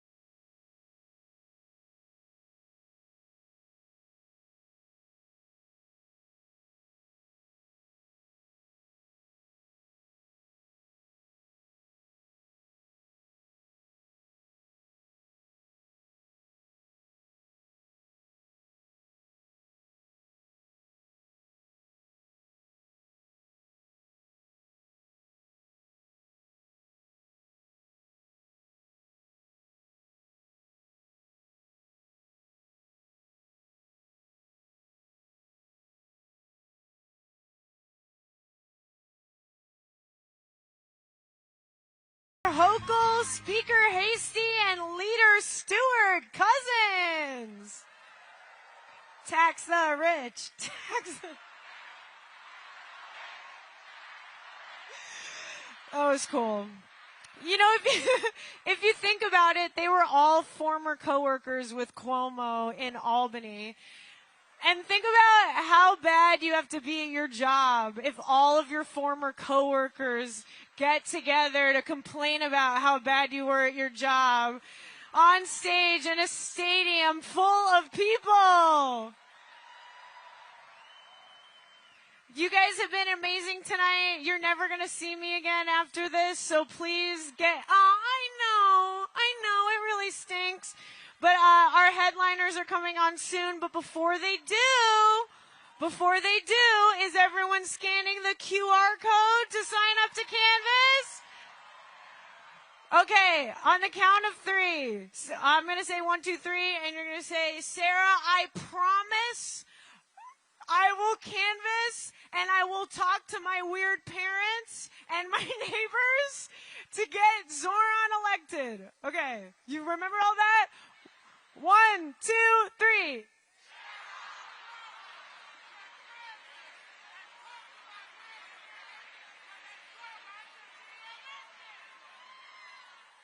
You sort of got it. Give it up for yourselves. You guys are amazing. Thanks for coming out tonight. We have some amazing headliners, and there's 9 days left to go. Do everything you can to make sure we elect Zohran Mamdani with a mandate to make New York City more affordable for all of us. And please give a warm welcome to the Resistance Revival Chorus.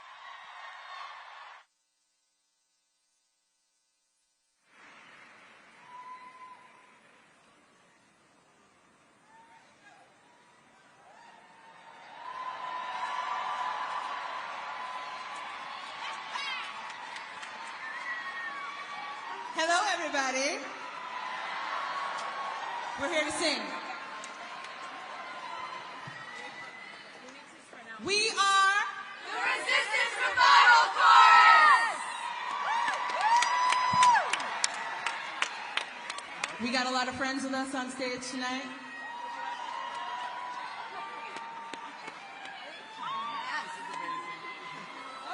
Oh, there they go.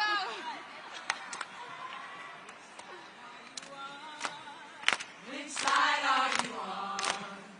Which side are you on? Oh, which side are you on? You know this song. Which side are you on? Which side are you singing it together? Which side are you on? Oh, which side are you on? Which side are you on? Which side are you on? Which side are you on? Oh, which side are you on? Come all of you good workers, good news to you I tell about the good old union that's coming here to dwell.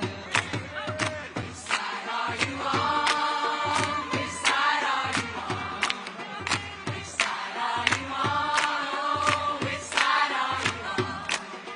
Don't stand for the bosses, don't listen to their lies. Us poor folks, we don't have a chance unless we organize. Which side are you on? Which side are you on? Which side are you on? Oh, which side are you on? The planet's on fire, for billionaires to blame. Think Bible plan, a flag on Mars and face up to their shame. Which side are you on? Which side are you on? Which side are you on? Oh, which side are you on? The tired and the poor don't yearn to break free. The huddled many masses, oh, they are you and me. Which side are you on? Which side are you on? Which side are you on? Oh, which side are you on? Out of town, on where our hearts go free. They'll never stop the people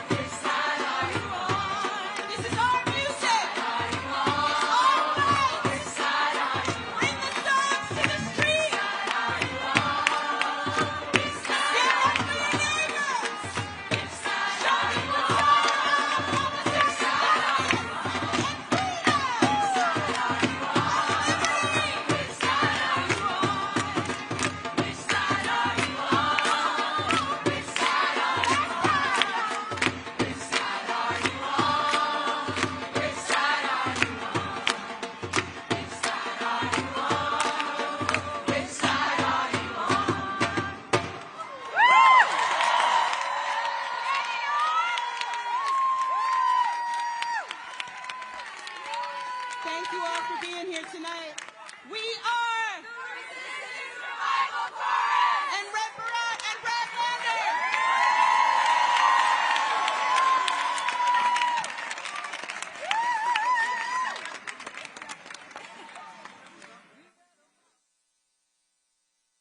Bernie, Senator. Zoran, how are you? You know, Bernie, this means so much to me because we are sitting here in one of my favorite restaurants in the heart of my district as an assembly member. My journey in running for office in the first place, the first event that we had, it was to your Queensbridge rally. When Bernie walked out to Back in Black by AC/DC, we felt as if possibility was a fact of life. But it takes courage, New York, because we are up against the Goliaths. Because the oligarchs own it all. And what we are here tonight to say is to hell with you, we're going to defeat you. And we can tell Andrew Cuomo that New York City is not for sale. And I think a lot about what has happened leading up to this political moment. The only reason that I had any hope in launching a long-shot campaign for Congress is because Bernie Sanders proved that you can run a grassroots campaign and win in an America where we almost thought it was impossible. And what an honor it is to look out onto this crowd and to see the city I love. At New Yorkers who, amidst this despair, have continued to believe in a world better than this. And I will tell you, New York City, if we can change the page in the biggest and best city in the United States of America, we can change the page in our country too. With every block walked, you have refused to normalize a politics of cruelty, of greed, of exploitation. I want you all to take a look around and find someone you don't know. Maybe somebody who doesn't look kind of like you. Maybe somebody who might be of a different religion than you. Maybe they come from a different country. My question now to you is, are you willing to fight for that person as much as you're willing to fight for yourself? Nobody is an island into himself or herself, right? We all got it from somebody else, and I got it from other people, and they got it from somebody else. And, you know, the fight for justice has gone on for a few thousand years. Bernie said something to me that we are all in this struggle because someone brought it to us. But he also said, not me, us.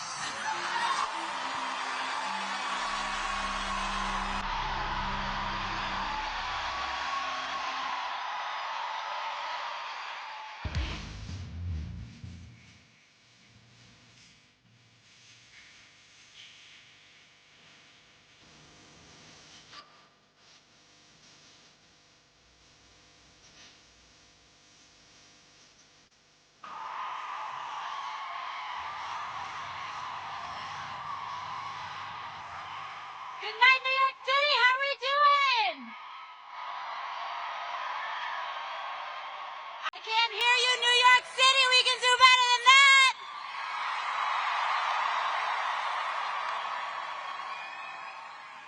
It is so good to be home. And it is especially great to be gathering with you all tonight in Queens, New York, the world's borough, the jewel of America. Just in this slice of New York City alone, we represent over 100 languages and cultures. We welcome people of all religions, faiths, and creeds. We honor all genders, races, orientations, and status. And here, we defend immigrants. We are a working people's borough in a working people's city. And all of that makes us a fascist's worst nightmare.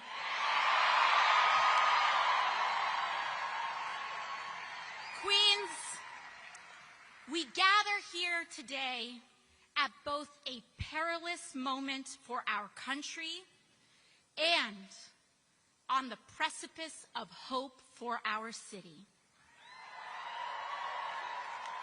Because in 9 short days, we will work our hearts out to elect Zohran Mamdani as the next mayor of the great city of New York.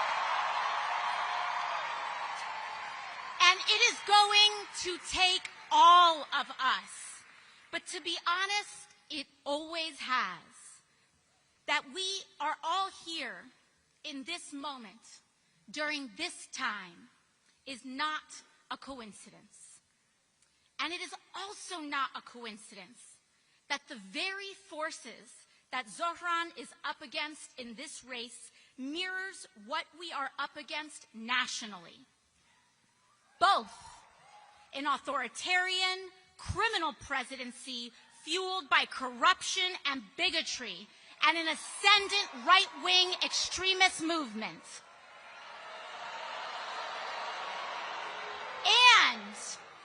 And an insufficient, eroded, bygone political establishment, this time in the form of Andrew Cuomo, whose pursuit of power has blinded them from what that power is supposed to be used for in the first place, which is to aid and put the working people of America and New York City first.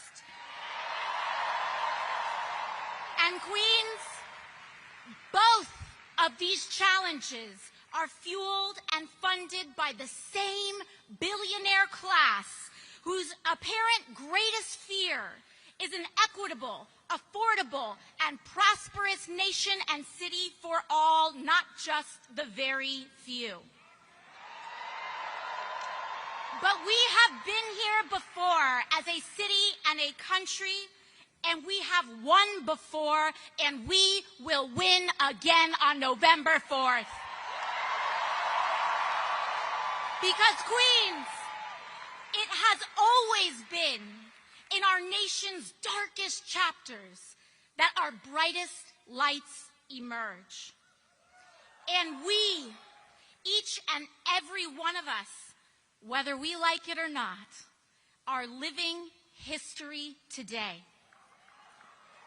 From our nation's beginning, American democracy has always reflected the struggle between humanity's highest and lowest natures, between subjects and citizens, the Confederacy and the Union, freedom and bondage, labor and capital rights and regimes. And it is no different today. The struggle of our time today is the single most unjust concentration of wealth in the hands of the very few, unseen in our nation's history and the world's history. And it is a time such as this, in which demanding what should be considered the most basic tenets of human dignity, that is considered a radical and outlandish act. It is a time such as today, when demanding affordable housing is considered a radical and outlandish act, that we can afford our lives, our groceries, our transit, is considered an outlandish and radical act, that we accept our neighbor as ourselves, a radical and outlandish act. But we must remember, in a time such as this, we are not the crazy ones, New York City. We are not the outlandish ones, New York City. They want us to think we are crazy. We are sane. To demand an affordable and decent housing, a decent wage, the right to health care, that we pay to care for our people instead of the flattening of Palestinians and oppressed people abroad is not a radical act. It is basic and core humanity. That is why the election of Zohran is as important as our cause today. Childcare, buses, rent, and our rights. Here in New York City, it is the jewel and the center of all that is possible in America. And on November 4th, we will prove that today. We will prove it to the world, and we will prove it to the nation. And we will send a loud message to President Donald Trump that his authoritarianism is no good here. We will send a message that to ICE, that secret police do not belong here. And we will demonstrate the heroism that exists in the everyday people throughout our city.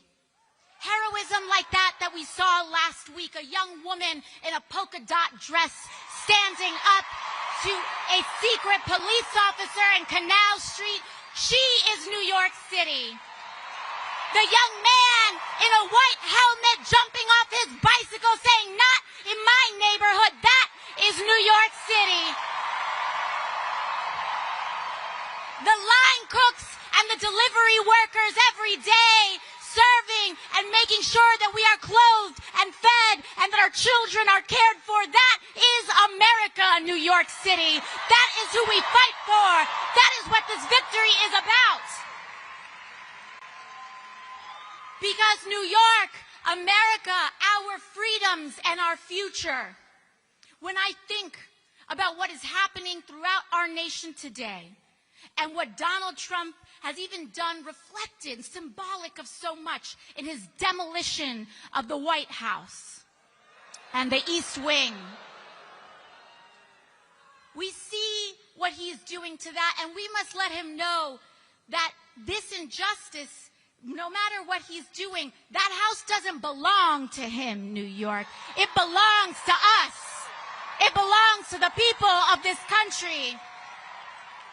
And I want us all to remember and to know that the future, our future, is not determined by a despot in a house built by enslaved people. Our future will be determined not in a house built by slaves, but in a city built by freemen, in a city built by unionists and immigrants and suffragists. The bricks laid by working people, past, present, and future, the seamstresses and the unionists who paid for our rights in blood. This city was built by the Irish escaping famine, Italians fleeing fascism, Jews escaping Holocaust, Black Americans fleeing slavery and Jim Crow, Latinos seeking a better life, Native people standing for themselves, Asian Americans coming together in Queens, in Brooklyn, in the Bronx, in Manhattan, in Staten Island, in this country, in a vision to build the freest, toughest, and greatest city on earth, and we will not stop now, New York. It is no surprise.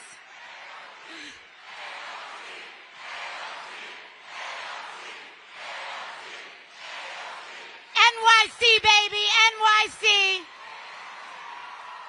It is no surprise to me, New York, that it is New York and that it is our great city that we, our city, have chosen to adorn ourselves with the nation's greatest monument to freedom, the Statue of Liberty.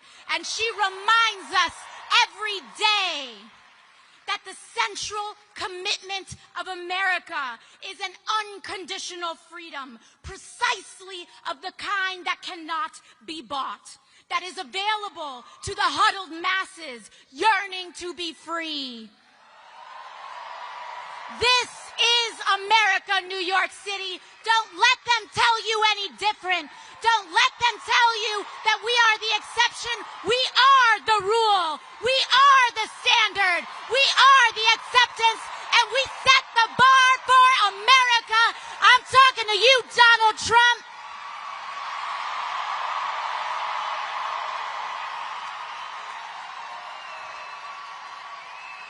There has been a day before his presidency, and there will be a day after. And it belongs to us. Thank you, New York. I love you, New York. You have made my life possible, my mother's life possible, my father's life possible. All of our lives have been made possible by this great city and by our shared contract and bond to one another. And it is my honor tonight to introduce to you all another great-born New Yorker.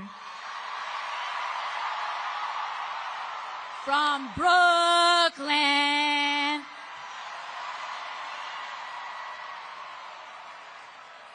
Senator Sanders and I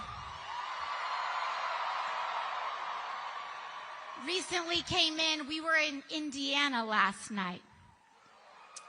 We both paid a visit to the home of the great Eugene Debs. And I had the honor of presenting Senator Sanders last night with the National Eugene Debs Award, in which the foundation and the people who steward Debs's legacy have honored Senator Sanders as the foremost leader and advocate for labor and class struggle in the United States of America. And it remains such a great privilege and honor to call him a friend, a mentor, a treasured person that we have, and a New Yorker, that's right. And so I know we all love him so dearly. And so let's make sure that we give him the biggest rousing welcome that he receives this year in introducing Senator Bernie Sanders.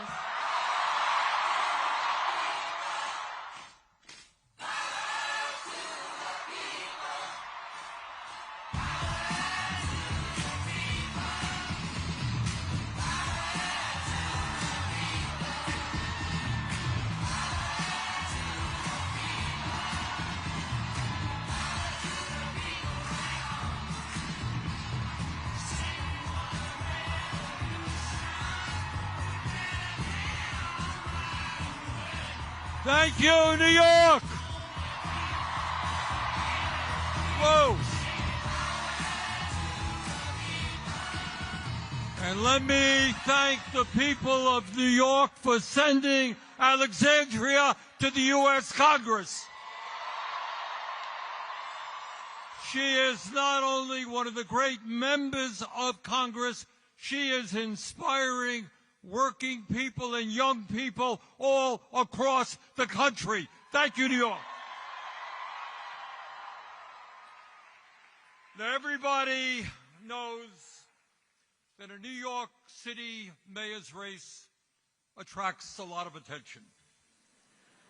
That's not new. It's the largest city in the country. You got 8 million people. Everybody is interested in what happens here. But this mayor's race, my friends, is different. It is not just the folks here in New York City who are paying attention. It's not just people all across our country who are watching this race. It is not just the President of the United States who seems to be very, very concerned about who wins this election. The truth is that people all over the world are paying attention to what will happen here a week from Tuesday.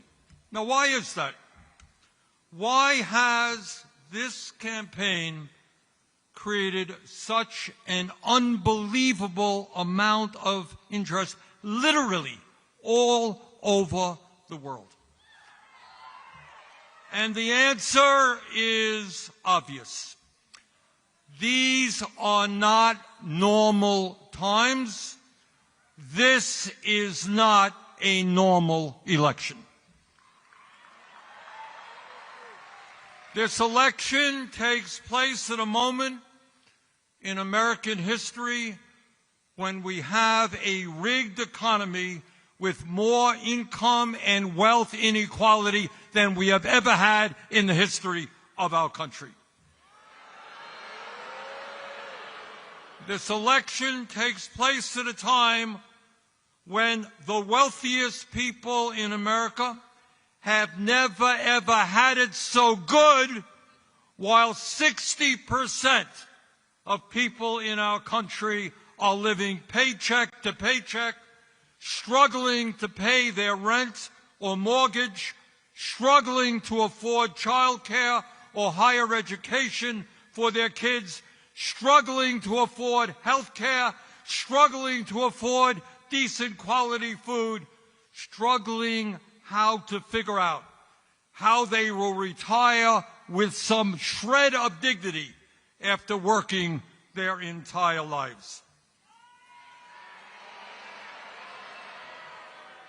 This election takes place when the United States of America, the wealthiest country in the history of the world, has one of the highest rates of childhood poverty and senior poverty of almost any nation. And when in this rich country, 800,000 Americans, including many veterans, are homeless. This election takes place at a time when we have a president who has given $1 trillion in tax breaks to the top 1%, has given $900 billion in tax breaks to the largest corporations in our country. And to pay for those tax breaks, he is throwing 15 million Americans off the health care they have by slashing Medicaid. And in addition, he is forcing over 20 million Americans to see a doubling in their health care premiums. This election is taking place when we have an administration in Washington which every day is moving us toward an authoritarian society, undermining our Constitution and the rule of law. This election is taking place when we have a corrupt campaign finance system which allows billionaires in both political parties to select the candidates they want and to buy elections.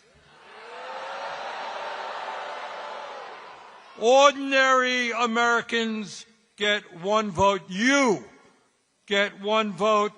Meanwhile, billionaires get the opportunity to spend as much as they want to elect the candidates they want.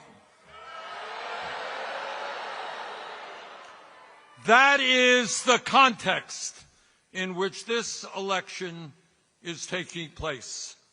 That is why this election is so enormously important, and that is why Zohran Mamdani must become the next mayor of New York.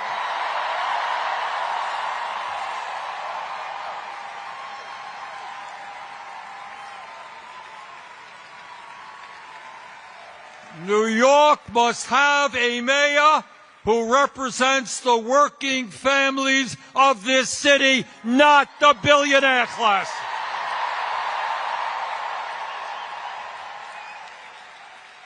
The reason why this campaign has generated so much interest around the world and so much excitement is that people want to know the answer to one very simple question, and that is, in the year 2025, when the people on top have never ever had so much economic and political power, is it possible for ordinary people, for working class people to come together and defeat those oligarchs?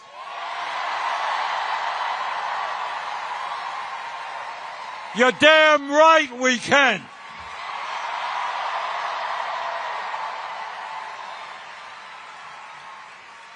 And let me tell you something else. At a moment when Americans are extremely distressed about where we are as a nation, economically and politically, a victory here in New York will give hope and inspiration to people throughout our country and throughout the world.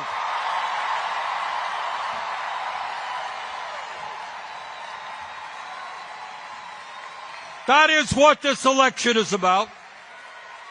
And that is why Donald Trump is paying attention to this election. Ordinary people, working class people, black and white and Latino, Asian, gay and straight, coming together to take on the oligarchy, that is Trump's worst nightmare.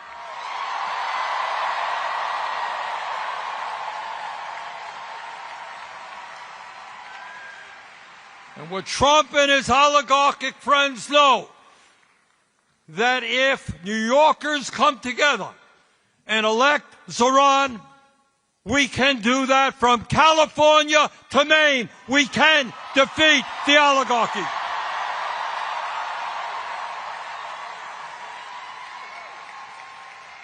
And what the oligarchs fear, what they fear is that people will start understanding that this country belongs to us, not them.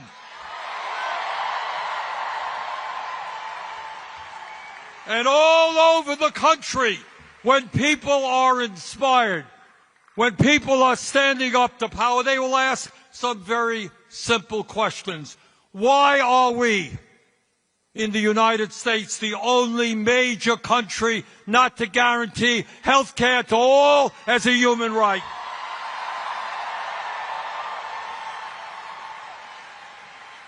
Why aren't we paying our teachers the salaries they deserve? So that we can have the best public educational system in the world.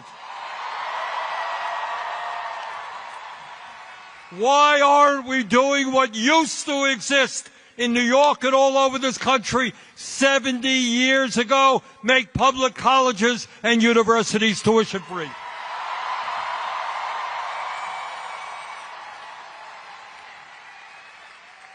Why in the richest country on earth aren't we ending homelessness and building 5 million units of low-income and affordable housing?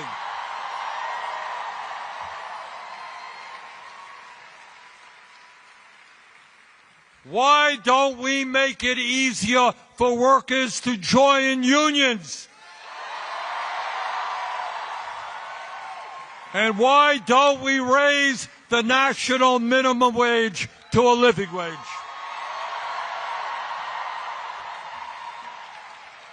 And when so many of our seniors are struggling to cover their basic needs, some 22% of seniors in America are trying to survive on $15,000 a year less.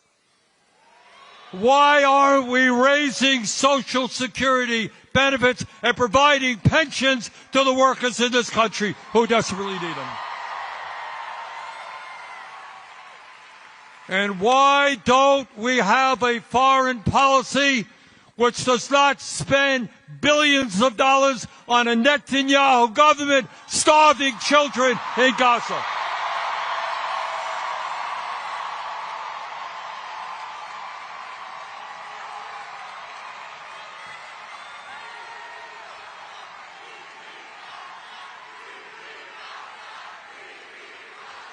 In other words,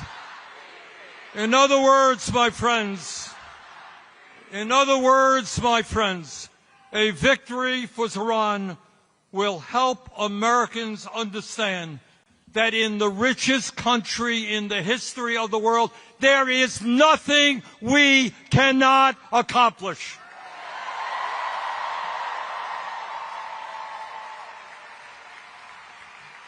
Now, the oligarchs and the political establishment in New York tell us that Zoran's agenda for New York is radical. Really? At a time when working families in this city are finding it hard to live here because of the outrageously high cost of housing, I don't think it's radical to say that the city should freeze the rent and triple its stock of affordable housing. That ain't radical. At a time when working families can't afford the high cost of childcare, and psychologists tell us the most important years of human development, intellectual and emotional, are 0 through 4, why shouldn't we have a situation where every child in America gets the best quality child care we can provide?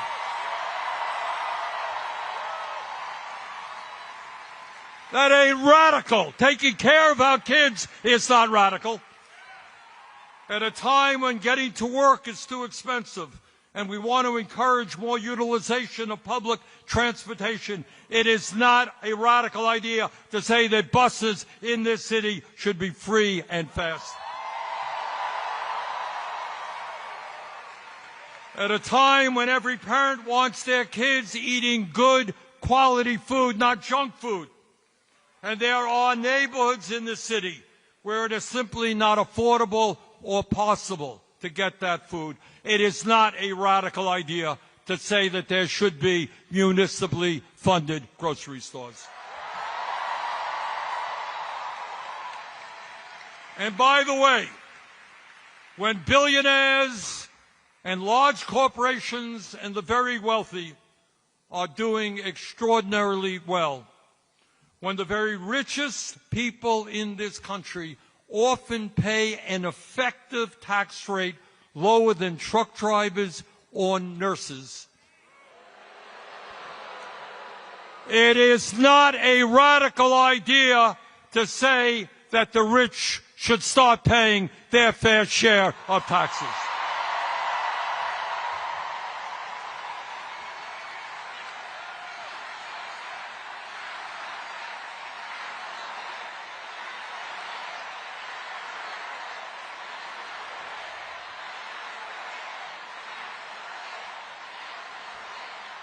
Brothers and sisters, these ideas are not radical. They are common sense, and they are what the people of New York City want and need. Now, let me be very clear. As someone who served as mayor of Burlington, Vermont for 8 years, a city just a little bit smaller than New York, I can tell you absolutely that being mayor is not an easy job. In local government, the people hold you accountable for everything, for picking up the trash, for crime problems, for the quality of education their kids receive, for traffic jams. Blame the mayor. And that's what mayors have to deal with. And it is not easy. Zohran Mamdani as mayor is not going to have all the answers. The problems facing this country and every other major city in America are in fact enormous. So let me say this to you from the bottom of my heart. When he is elected,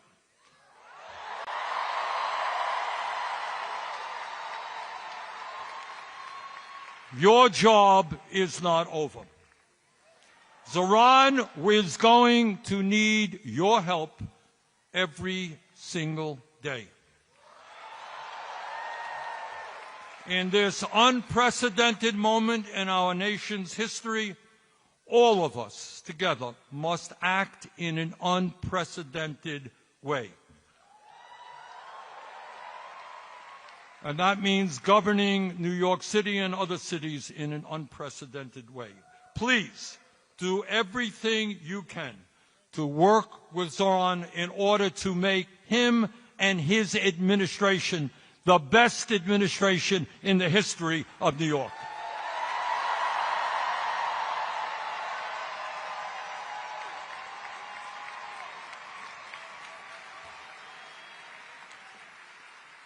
Let me conclude by saying this, and I say this again as somebody who became mayor of Burlington, Vermont in 1981 by winning that election by 10 votes after a recount.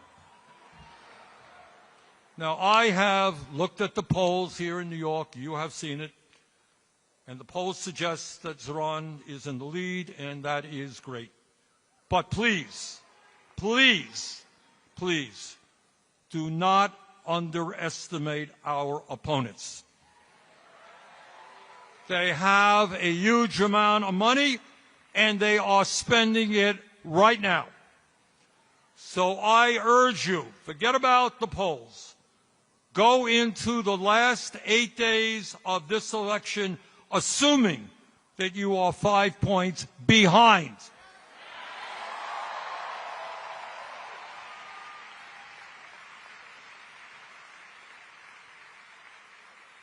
So what you guys are going to have to do, along with the other 80,000 volunteers in the Mamdani campaign, you've got to do everything that you can to bring people to the polls in early voting, which is taking place right now, and on Election Day.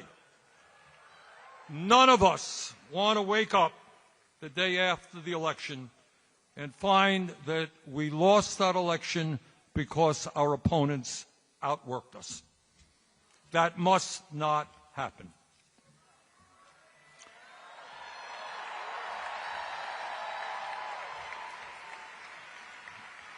Brothers and sisters, a year ago, very few people in New York knew about a 33-year-old assemblyman named Zohran Mamdani. And when he first entered this race for mayor, he was polling at all of 1%. Nobody knew who this guy was. But Zoran did what people who are serious about real change always do. He created a campaign from the bottom on up by building an extraordinary and unprecedented grassroots movement which now has tens of thousands of volunteers.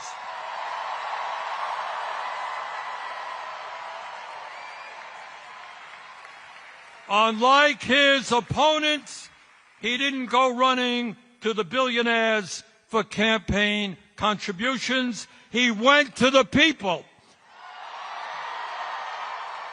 with an agenda that made sense to them. And despite being outspent 4-1, Zoran won the primary. And brothers and sisters, with your help over the next 8 days, this young man is going to make American history. It is my honor to introduce the next mayor of the city of New York, Zoran Mandani.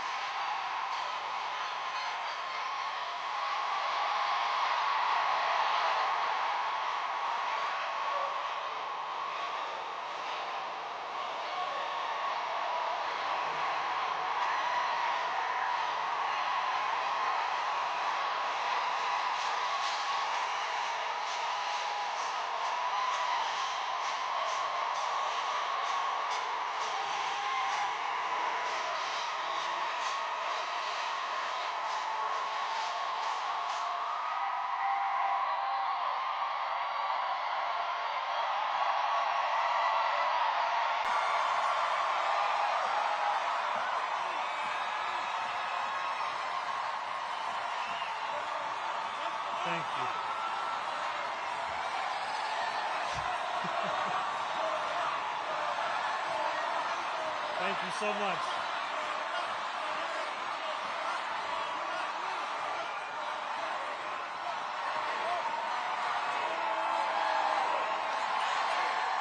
Good evening, New York City!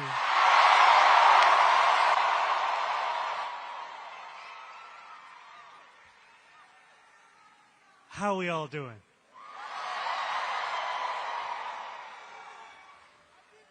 Habibi, how are you? It is so good to see you all here tonight.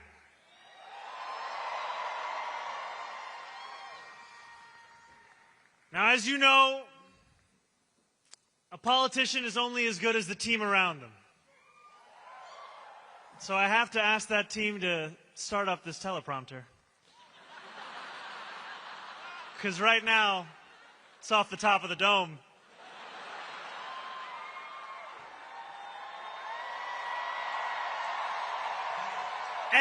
And while we wait, why don't we actually begin?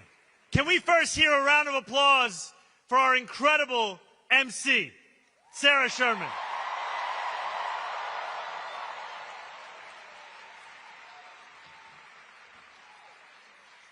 Can we hear it for the elected officials, the labor leaders, and the New Yorkers who have joined us this evening?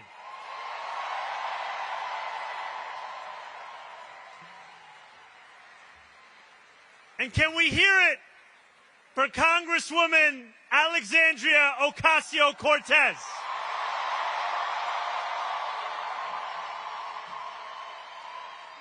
Yeah, we're good. You know,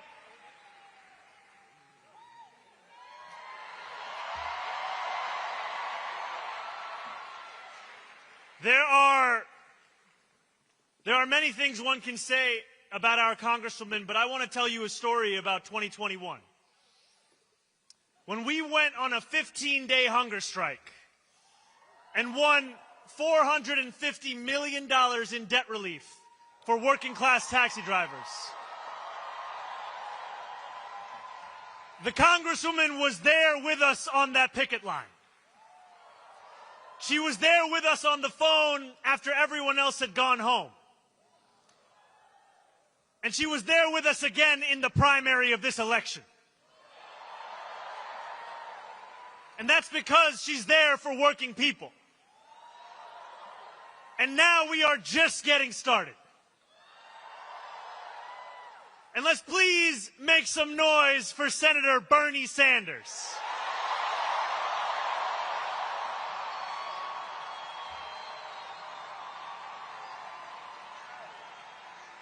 I stand before you tonight only because the senator dared to stand alone for so long.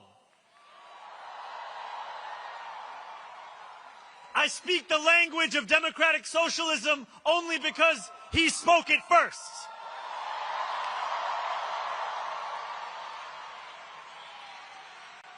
And when I ran for state assembly almost 6 years ago to the day, it was at Bernie's rally in Queensbridge Park where I led our first canvass. Signing people up for our email lists, asking them for $5 or $10, and encouraging them to believe that the politics of not me, us applied to our state government just as much as our national one. When we win on November 4th,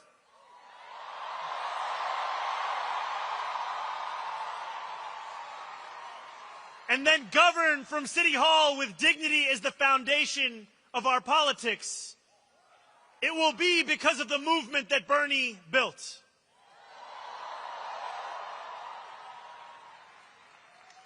I stand before you tonight as the nominee of a Democratic Party reinvigorated in its pursuit of making government work for everyone, not just the wealthy and the well-connected.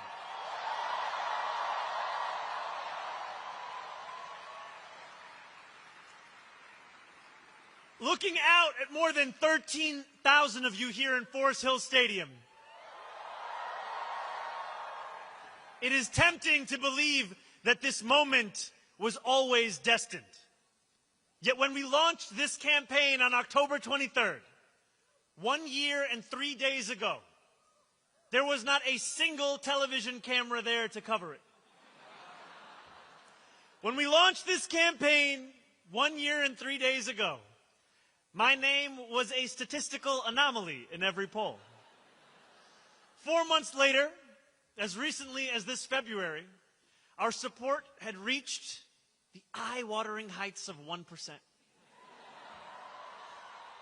We were tied with noted candidate, someone else.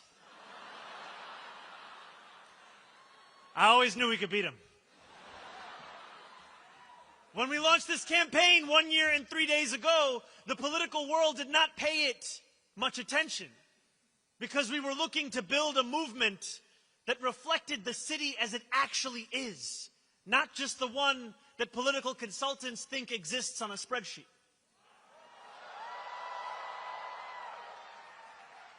And when we launched this campaign 1 year and 3 days ago, we were dismissed as a punchline in the halls of power. The idea of fundamentally changing who government serves in this city was unimaginable. Even if we gained momentum, they asked, how would we ever overcome the tens of millions of dollars in attacks that would follow? Yet we knew then what we know now. New York is not for sale.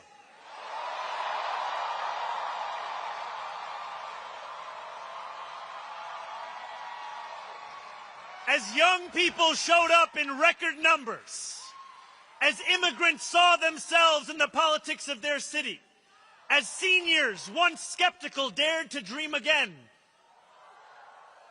we spoke with one voice. New York is not for sale. And now, as we stand on the precipice of taking this city back from corrupt politicians and the billionaires that fund them, let our words ring out so loud tonight that Andrew Cuomo can hear them in his $8,000 a month apartment.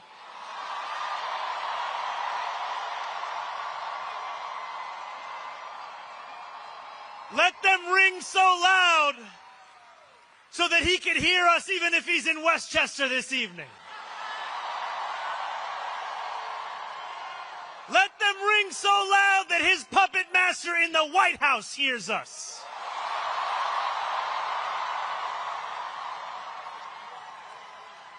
New York is not for sale.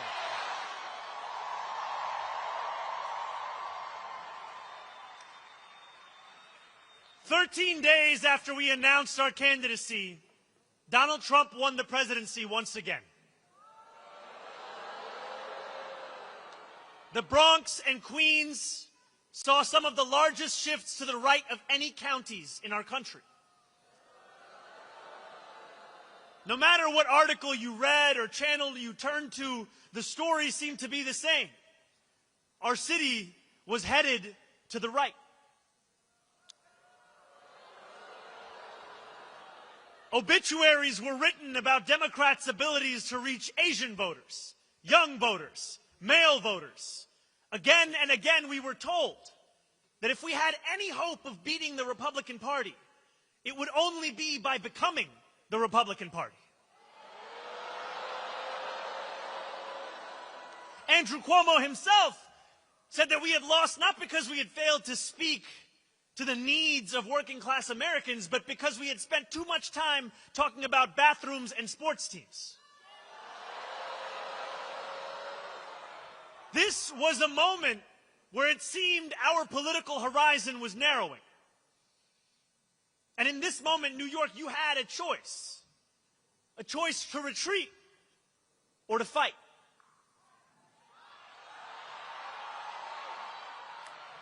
And the choice that we made was to stop listening to those experts and to start listening to you.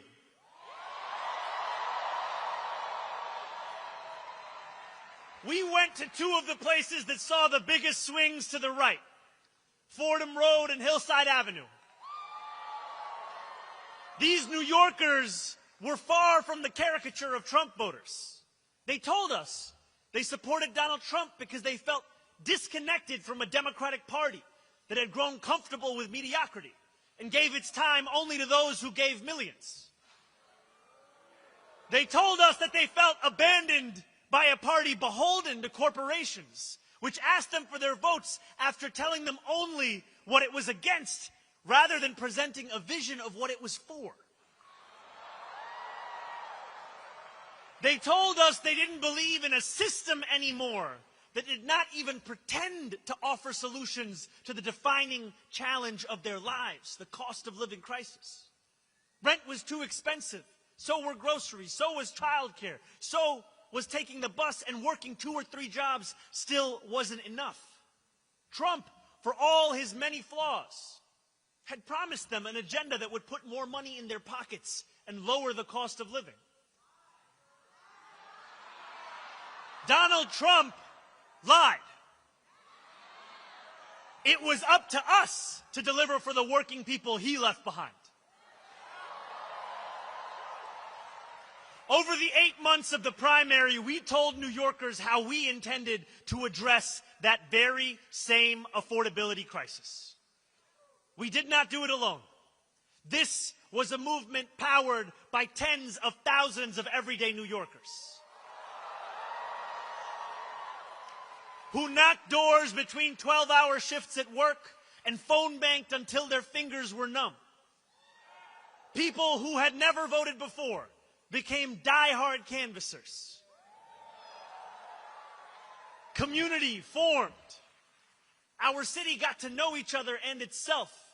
This, my friends, was your movement. And it always will be.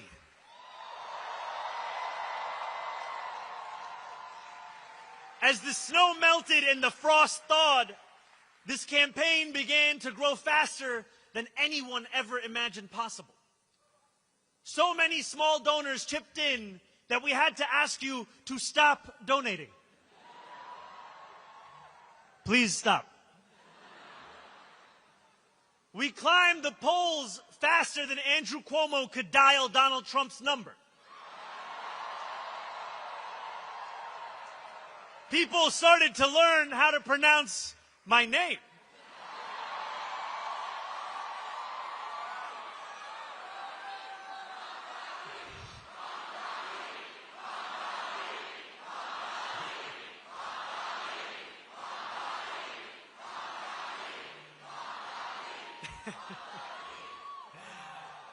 And the billionaires got scared.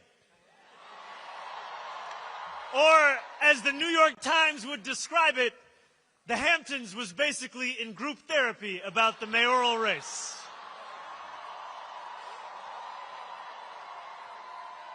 Andrew Cuomo and his corporate cronies did everything they could to make this campaign one of fear and one of smallness. Hell yeah.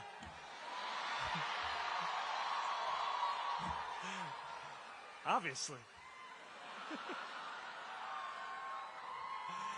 They pumped millions into this race, artificially lengthened my beard to make me seem menacing,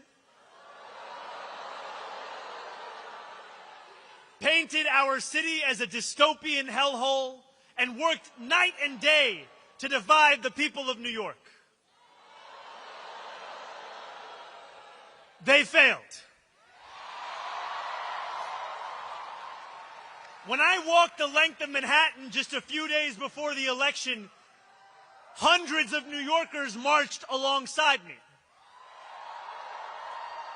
And when we strode into Times Square under a billboard with betting odds that showed Cuomo's chances of winning at nearly 80%, we knew that the so-called experts were set to get it wrong yet again.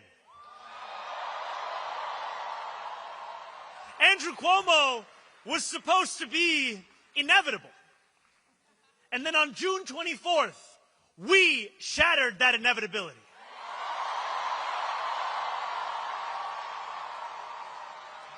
We won by 13%,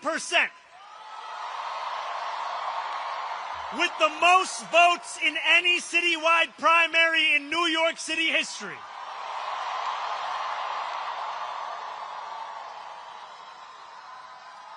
Some of those New Yorkers had voted for Trump. Many others had never voted before.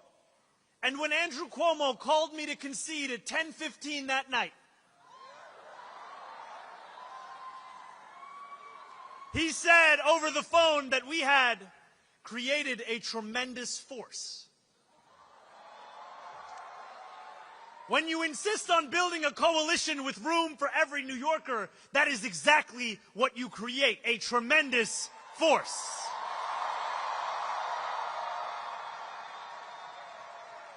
That force has only grown over these past 4 months. We now have more than 90,000 volunteers. And we have spoken to millions more New Yorkers. We have put forth new plans in these last few months for how we will govern, hiring thousands more teachers for our schools, taking on the consultants and the contracts in city government, and tackling the final boss of New York City infrastructure, scaffolding. But over the past few weeks, as this race has entered its final days, we have witnessed displays of Islamophobia that shock the conscience. Andrew Cuomo, Eric Adams, and Curtis Sliwa do not have an agenda for the future. All they possess is the playbook of the past. They have sought to make this election a referendum not on the affordability crisis that consumes New Yorkers' lives, but on the faith I belong to and the hatred they seek to normalize. We spent months working to convince the world that New Yorkers have a right to afford this city that we all love. Now, we are being forced to defend the idea that a Muslim is even allowed to lead it. These same big money donors and disgraced politicians have sought to rob us of our ambition because they do not think that you deserve the beauty of a dignified life. And time and again they have encouraged you to imagine less because they know that a reimagined New York hurts their bottom line. I believe that this city is like the universe, constantly expanding. We deserve a city government as ambitious as the working New Yorkers who make it the greatest city in the world. We cannot wait for someone else to deliver it. We are not afforded the luxury of waiting, because too often to wait is to trust those who delivered us to this point. On November 4th, we will set the course of our city back in the direction it belongs. And in doing so, we will answer a question that our nation has wrestled with from the dawn of our founding. Who is allowed to be free? There are some who hear that question and they know the answer without hesitation. They are the oligarchs who have accumulated vast wealth off those who labor from before the light breaks the horizon until long after color has drained from the sky. These are the robber barons of America, and they believe their money affords them a larger say than the rest of us. I am not just talking about the Bill Ackmans and Ken Langones of the world. I speak of people whose names you are not familiar with, who have no qualms about contributing more to super PACs than we would ever tax them, and who celebrate when those PACs flood our airwaves with commercials that plaster the words "global jihad" over my face.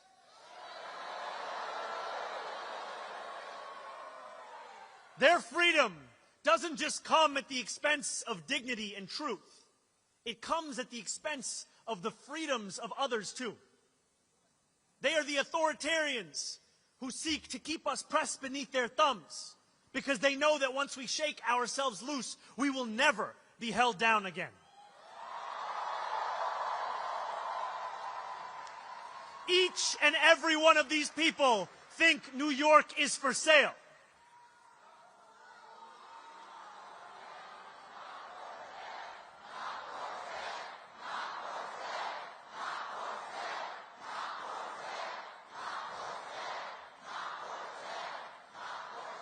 For too long, my friends, freedom has belonged only to those who can afford to buy it.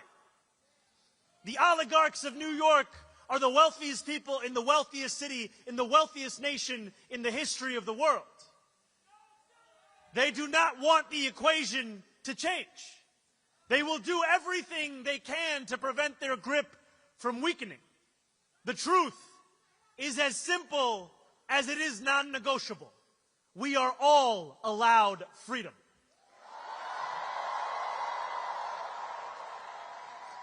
Each one of us, the working people of this city, the taxi drivers, the line cooks, the nurses,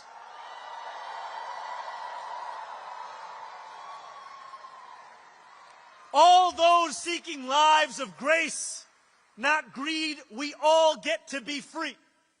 And on November 4th, thanks to the hard work of more than 90,000 volunteers across every corner of this city, that is exactly what we will tell the world. Because while Donald Trump's billionaire donors think that they have the money to buy this election, we have a movement of the masses. And we are a movement that is not afraid of what we believe. And we've believed it for quite some time. Those who worry about what this movement may look like on January 1st are the ones who worried on October 23rd what it may look like tonight. But our purpose has not changed, and neither have our promises. As I said on the evening I announced, the job of government is to actually make our lives better. And in the exact words I said on October 23rd, here is what we stand for, my friends. We are going to freeze the rent for more than 2 million rent-stabilized tenants and use every resource at our disposal to build housing for everyone who needs it. We are going to eliminate the fare on every single bus line and make what are currently the slowest buses in the nation move around this city with ease. And we are going to create universal child care at no cost to parents, so New Yorkers can raise their family in the city they love. Together, New York, we're going to freeze the... Together, New York, we're going to make buses fast and... Together, New York, we're going to deliver universal... We will make our city one where every person who calls it home can live a dignified life. No New Yorker should ever be priced out of anything they need to survive. And we believe then, we believe today, we will believe tomorrow that it is government's job to deliver that dignity. Dignity, my friends, is another way of saying freedom. Standing before you this evening, I take great strength from those who have labored mightily for the cause of freedom in America, who refused to accept that government could not meet what moments of crisis demanded from it. When the power of the people overwhelms the influence of the powerful, there is no crisis that government cannot meet. It was government that enacted a New Deal to lift a generation out of poverty, to create beautiful public goods, and establish the right to unionize and collectively bargain. My friends, the era of government that deems an issue too small or a crisis too big must come to an end. Because we need a government that is every bit as ambitious as our adversaries. A government strong enough to refuse the realities we will not accept and forge the future we know we deserve. A government that refuses to accept 1 in 4 New Yorkers living in poverty. That refuses to accept more than 150,000 public school students being homeless. That refuses to accept that 2 union salaries are not enough to put down a mortgage in this city. And a government that refuses to accept you being priced out of the very city you helped to build every single day. Time and again, our nation has teetered on the precipice of hopelessness. Now is one of those times. But in each of these moments, working people have reached into the darkness and reshaped our democracy. No longer will we allow the Republican Party to be the one of ambition. No longer will we have to open a history book to read about Democrats leading with big ideas. My friends, the world is changing. It's not a question of whether that change will come. It's a question of who will change it. We have an opportunity before us that few have ever received and even fewer have seized. It's the opportunity to show the world what it means to win freedom. It is the opportunity to live up to the legacy left by those who came before. We do not get to determine the scale of a crisis. Our choice is how we respond. Let us win a city hall that works for those straining to buy groceries, not those straining to buy our democracy.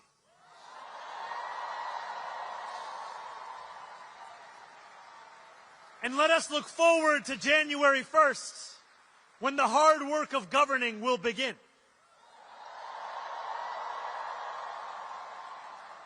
Those in power would like to describe our policy commitments as if they are illusions that will evaporate as soon as we approach City Hall. Let us show them instead that they are invocations of the future that we will win.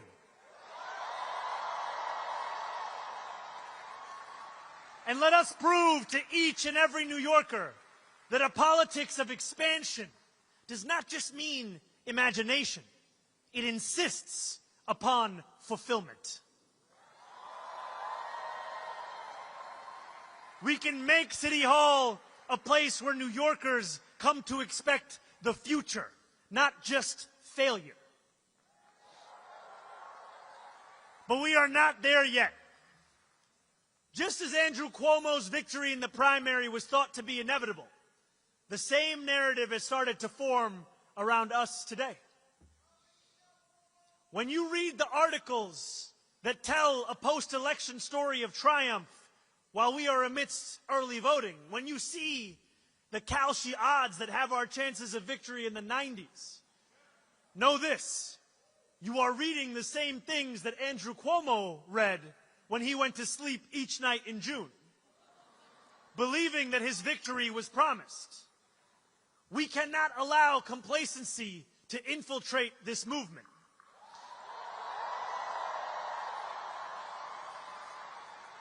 So over these 9 final days, I ask for only one thing from each of you: more.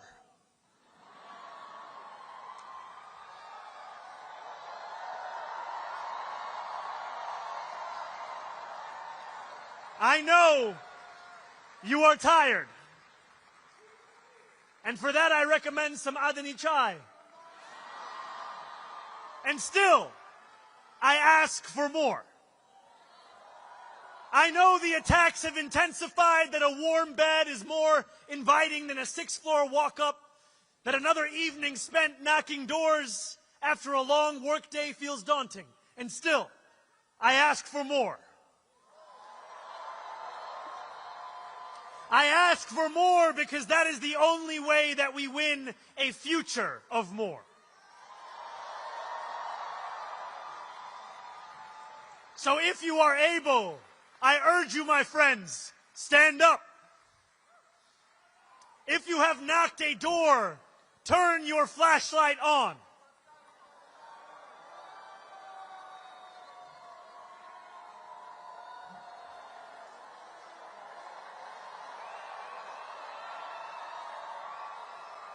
If you will knock a door, turn your flashlight on.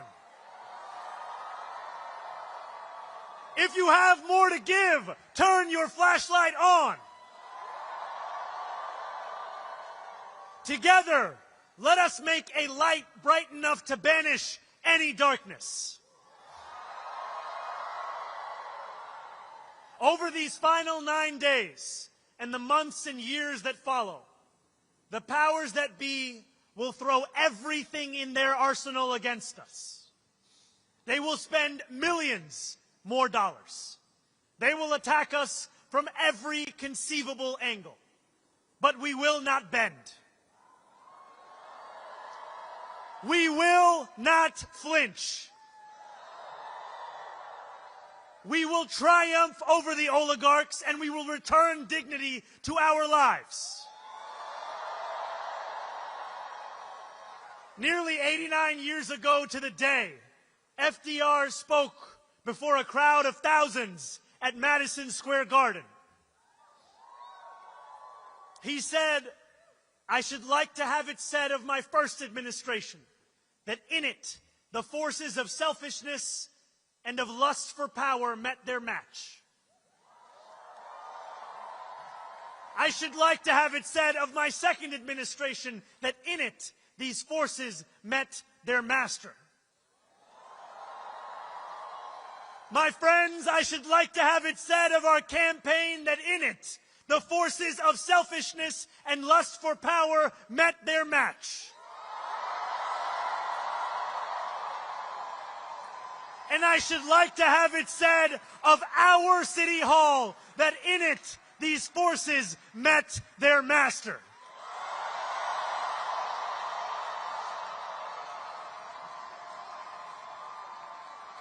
New York, our work has only just begun. On November 4th, we set ourselves free. Thank you.